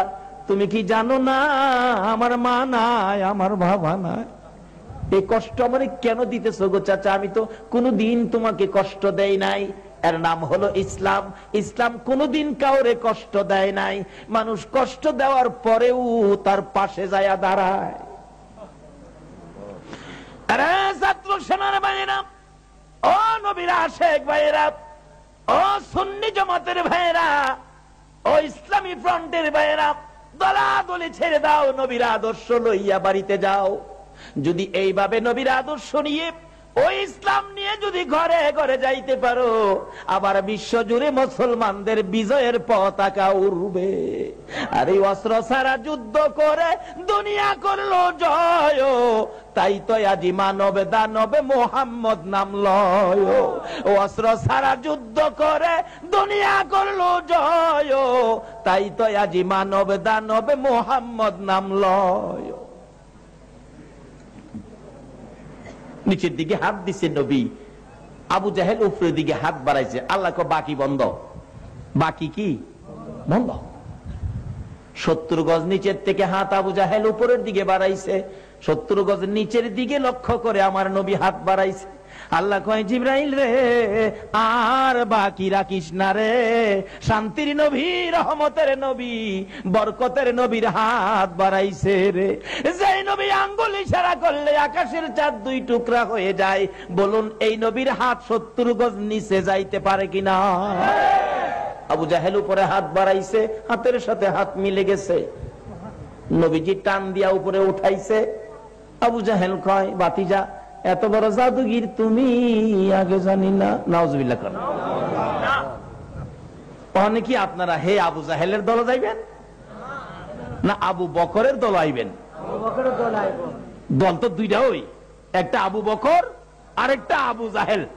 এটা আগেও ছিল, ওখানে যে থাকবে না এরকম না, থাকতেও পারে। আপনারা কি আবু জাহেলের দল যাইবেন না আবু বকরের দল আইবেন? আচ্ছা, যারা আবু বকরের দল আইছে এরা শান্তি না অশান্তি? কেমন শান্তি? ইসলাম কেমন শান্তি, নবী কেমন বরকত, বাস্তবে আসেন। খন্দকের জেহাদে 3000 সাহাবী, মতান্তরে বেশ কম হতে পারে, 3 দিন পর্যন্ত খনন কাজ, মাটি কাটছে। পেটের খিদা এক একজন চেহারা বিগড়ে গেছে। হযরত জাবের রাদিয়াল্লাহু তাআলা আনহু পেটের খিদা লইয়া নবীজির কাছে গেছে, নবী গো 3 দিন মাটি কাটার কষ্ট আর সহ্য হয় না, পেটে বড় খিদা, হুজুর আর সহ্য করতে পারি না। আমার নবী জাবেরের দরে টান দিয়ে হাতটাই না নিজের পেট মুবারকে লাগাইছে। জাবের বলেন, আমি নবীজির পেট মুবারকে হাতটা দিয়ে দেখি নবী নিজেও পেটের খিদার যন্ত্রণায় 2টা পাথর নবী বাইদা রাখছে। জাবের বলেন, ইয়া রাসূলুল্লাহ, পাথর কেন? রাসূল বলেন, জাবের রে, পেটের খিদার যন্ত্রণায় পাথর লাগাইছি। জাবের বলেন, ইয়া রাসূলুল্লাহ, আমি জাবেরের মতো সকল সাহাবীরা না খাইয়া মরে যাইতে পারে, রাসূলের পেটের খিদা সহ্য করতে পারি না। একটা দৌড় মারছে বাড়িতে। কারা গো মাহফিলের আয়োজন করেছো, কারা মাহফিলের সাহায্য সহযোগিতা করেছো, কারা সেই মাহফিলের পক্ষে বসে আছো? একটা দৌড় দিয়ে বাড়িতে বিবির সামনে চোখের পানি ছেড়ে দিলেন জাবের। বিবি, বিবি গো, কলিজা মানে না গো, মন মানে না গো বিবি, স্বামী কেন কাঁদতেছো? জেহাদের ময়দান থেকে কেন চলে আসছো? জেহাদের কাজ কি শেষ হয়ে গেছে? না বিবি। স্বামী, আমার রাসূলকে জেহাদের ময়দানে রেখে এত নিষ্ঠুর কেমনে হইলা গো, বাড়িতে চলে আইছো? বিবি, রাসূলের জন্য চলে আসছি। কি খবর? বিবি গো, ও বিবি শুনো, আমার রাসূল পেটের খিদার 2টা পাথর পেটে বাইদা রাখছে, খিদার যন্ত্রণায়। আমি তো জেহাদে চলে গেছি, তোমাকে খাবারের কিছু বাজেট দিয়ে গেলাম, এই বাজেট তুমি কি শেষ করে ফেলেছো না কিছু আছে? জাবেরের বিবি বলেন, স্বামী 1 সা পরিমাণ আটা আছে, তাড়াতাড়ি রুটি বানাও, আমার নবীর জন্য তোমার আটা টুকুন দিয়ে দাও। জাবেরের বিবি বলেন, স্বামী গো, রাসূলের পেটে খাবার নাই, এ খানা আমি আর মুখে দিব না, সবটুকুন আটা আমি রাসূলের জন্য দান করে দিলাম। মহিলারা পর্যন্ত নবীরে চিনছে। বিবি, শুধু আটার রুটি কি রাসূল খাবে? তরকারির ব্যবস্থা কি করবি? জাবেরের বিবি বলেন, স্বামী গো, আমি 4 মাসের একটা বকরির বাচ্চা, 4 মাসের একটা ছাগলের বাচ্চা আছে, এটা বড় আদর করে মায়া করে পালতাম, আমি রাসূলের জন্য 4 মাসের ছাগলের বাচ্চাটা জব করে দিলাম। ঠিক আছে, গোশত পাকাও, রুটি বানাও। জাবের ডাকতেছে, ইয়া রাসূলুল্লাহ, আপনার জন্য আমার বিবির বাজেট থেকে রুটি গোশতের ব্যবস্থা করেছি, হুজুর আপনি আসেন, আপনার পেটে খিদা। রাসূল বলেন, জাবের রে, আমি কেমনে একা একা খাবো রে, আমার সাহাবীরা হাঁটতে পারে না। জাবের, একা একা আমি খাবো না, যাও তুমি বাড়িতে যাও, আমি আমার সবাইকে লইয়া খাবো। ও খন্দকের জিহাদের ময়দানের সাহাবীরা, চলো আমরা জাবেরের বাড়িতে খাইতে যামু। 3 দিন খায় না, দাওয়াত পাইছে, খুশি না? কি কোন হারা কি খুশি না? জাবের কয়, হুজুর সর্বনাশ, একজনের খাউন, একজন। মসজিদের ইমাম সাহেব হুজুরে দাওয়াত দিচ্ছেন দুপুরে খাইতেও। ইমাম সাহেব যদি 50 জন মুসল্লি লইয়া যা, বাড়িতে পাইবো বাড়ি মানুষ? সামনে তো দরজা বন্ধ করে পিছে দা বাইরে যাইবো, পার্শ্ববর্তীরে কয়ে যাইবো, কইও হেরা বাড়িতে মানুষ নাই, তবু ইজ্জতটা বাঁচাই। কিন্তু জাবের খালিকে, হুজুর একজন। তারে চিন্তা করিস না, যা বাড়িতে যা। বাড়িতে গিয়া মাথায় হাত দা বইরিছে। বিবি জিগাই, কি ব্যাপার, রাসূল আইতো না? বিবি গো, রাসূল তো আইবো, 3000 আইবো। কত চিন্তা করতেছ কিসের? খাউন কয়জনের পাকাইছস? ইসলাম কারে কয়? শান্তি কই দেখেন না? কয়জনের পাকাইছস? কই পাকাইছি তো একজনের।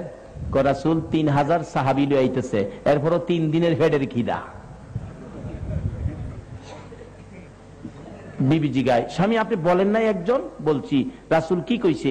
রাসূল কইছে একজনের খাবার বলে 3000 মিল্লা খাইবো। বিবি কই, স্বামী চিন্তা করেন না, এই রাসূল যদি বলে একজনের খাবার 3000 খাইবো, আমার বিশ্বাস 3000 কেন 3 লক্ষে খাইলেও এই খাবারের বরকত ফুরাবে না। এটা ইসলাম, এই শান্তি ইসলাম।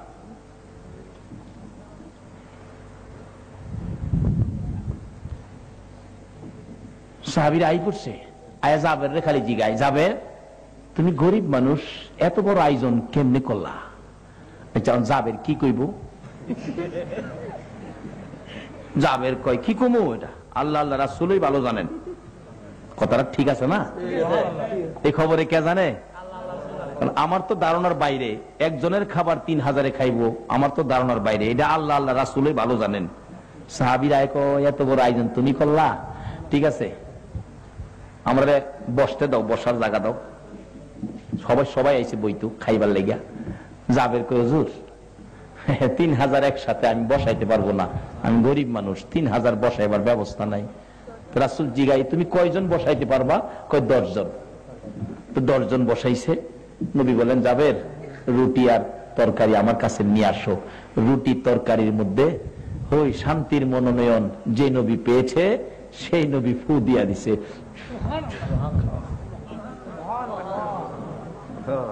যতদিন পর্যন্ত মুসলমান এই নবীর আদর্শে ছিল, মুরব্বীদের মুখে শুনছি, আগেকার দিনে মানুষের জ্বর তাপ হইলে মসজিদের ইমাম সাহেবের কাছে গেছে বাঁশের সুঙ্গা লইয়া।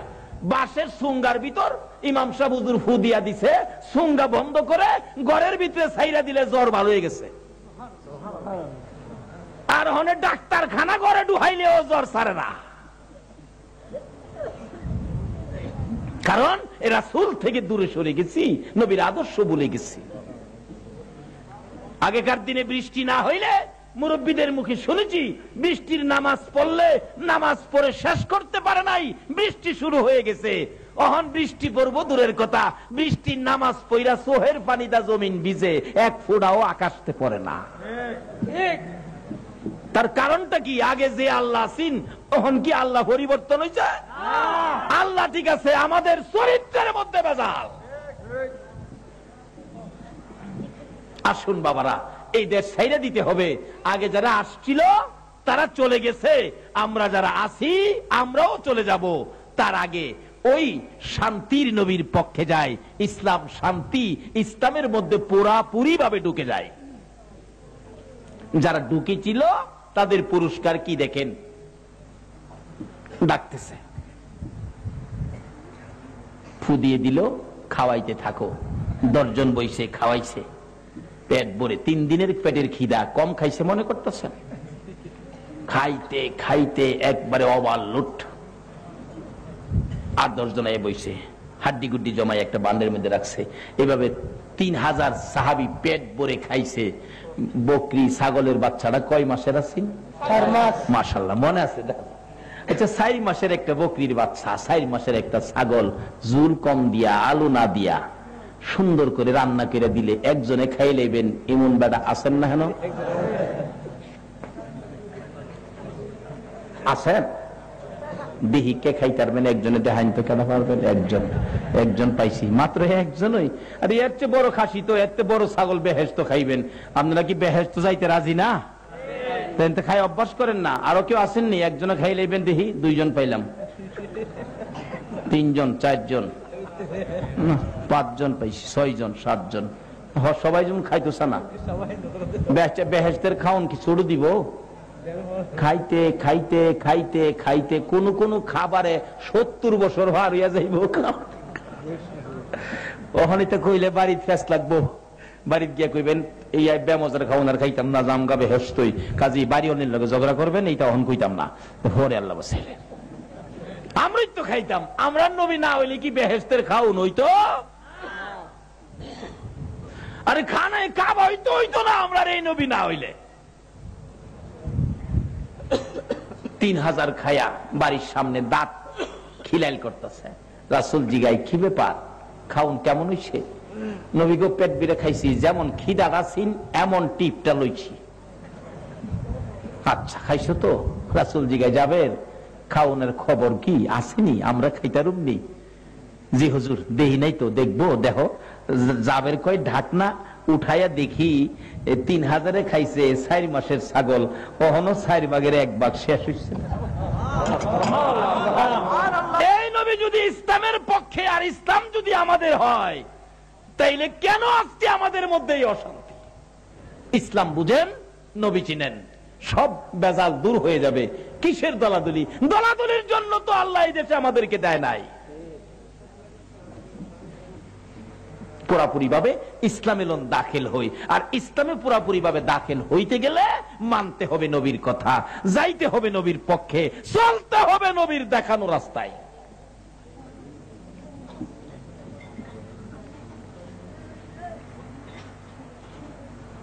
বিবি পিছে থেকে কয়, স্বামী গো 4 ভাগের 1 ভাগ শেষ হইছে না। তুই বিশ্বাস করস না?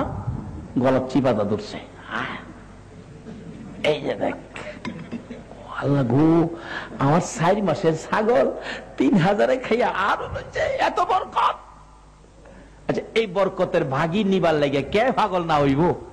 আচ্ছা, আমরা সময় যদি এটা হইতো, আমরা কি সারা রাত খারি হইলো কদ্দুর তরকারি নিলাম হইলে না? জাবেরের বিবি বলেন, স্বামী বকরি কিন্তু আমি দিয়েছি নবীর ভালোবাসাই, এই বকরির তরকারির একটু ভাগ কিন্তু আমারে দিতে হবে। নবীজি গায়ে যাবে, তোর বিবি কি কয় রে হুজুর? আমার বিবি কয়, বকরিটা তার আদুরের পালিত ছিল, ছাগলটা আপনার ভালোবাসাই দিয়েছে। আমার আল্লাহ কয়, বন্ধু গো, তোমার ভালোবাসাই যখন ছাগল দিয়েছে, শুধু তরকারি নয় গো বন্ধু, এই ছাগলটা পর্যন্ত আপনি নবী জাবেরের বিবিকে ফিরাইয়া দেন। পারবনি?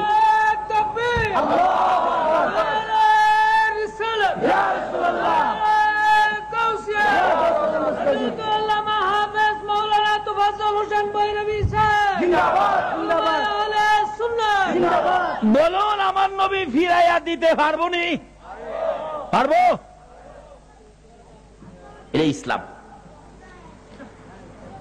আমার নবী বলেন, যাবের গুনগুন করে তোর বিবি কি কয় রে?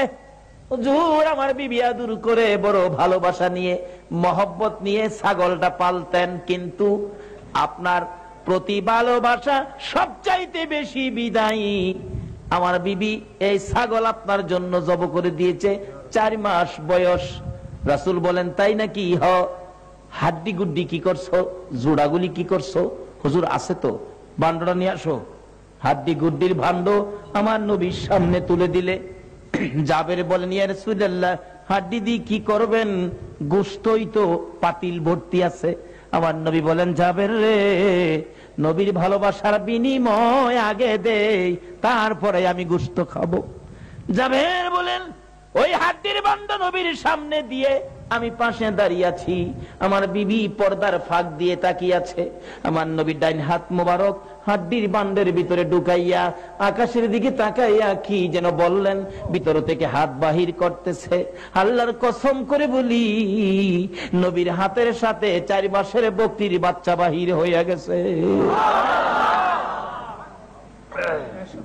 এই নবীকে যদি চিনতে পারি আর আল্লাহর মনোনীত ধর্ম ইসলাম যদি বুঝতে পারি, তাহলে আমাদের অশান্তি থাকতে, কারণ আল্লাহর মনোনীত ধর্মটার নাম ইসলাম, আর ইসলাম শব্দের অর্থ কি? আরো জোরে কোন? শান্তি কখন হইছে? নবী আদর্শ দিয়ে বুঝাইয়া দিয়ে গেছে, তোমারে কেউ ক্ষতি করলেও তুমি ক্ষতি কইরো না, তোমাকে কেউ কষ্ট দিলে তুমি কষ্ট দিও না। এটা ইসলাম, এটা নবীর আদর্শ। তুমি সুদ খায়ও না, ঘুষ খায়ও না, মিথ্যা কথা কইও না, মাফে কম দিও নাকি দিও? অহন দেয়নি, কোন কিছুর মধ্যে বেজাল কইরো। হ্যাঁ, লেখা রাখছে খাঁটি সরিষার তেল। এই চরিত্র মনে নাই বাংলাদেশে, মনে নাই চরিত্র। হ্যাঁ, খাঁটি, আমরা বৈরব আছে, খাঁটি সরিষার তেল খুইল্লা দেহে সবিন তো না, ফার্ম অয়েল না, আর দুরু কোয়ালিটিও না, সবিন তো না, ওই কোয়ালিটিও না। আরেকটা যে আছে না, এটা কি কয়, কই জানি, ফার্ম অয়েল।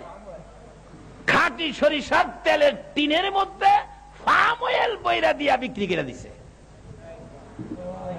কিন্তু ইসলাম কোনদিন এই ভেজাল করে না।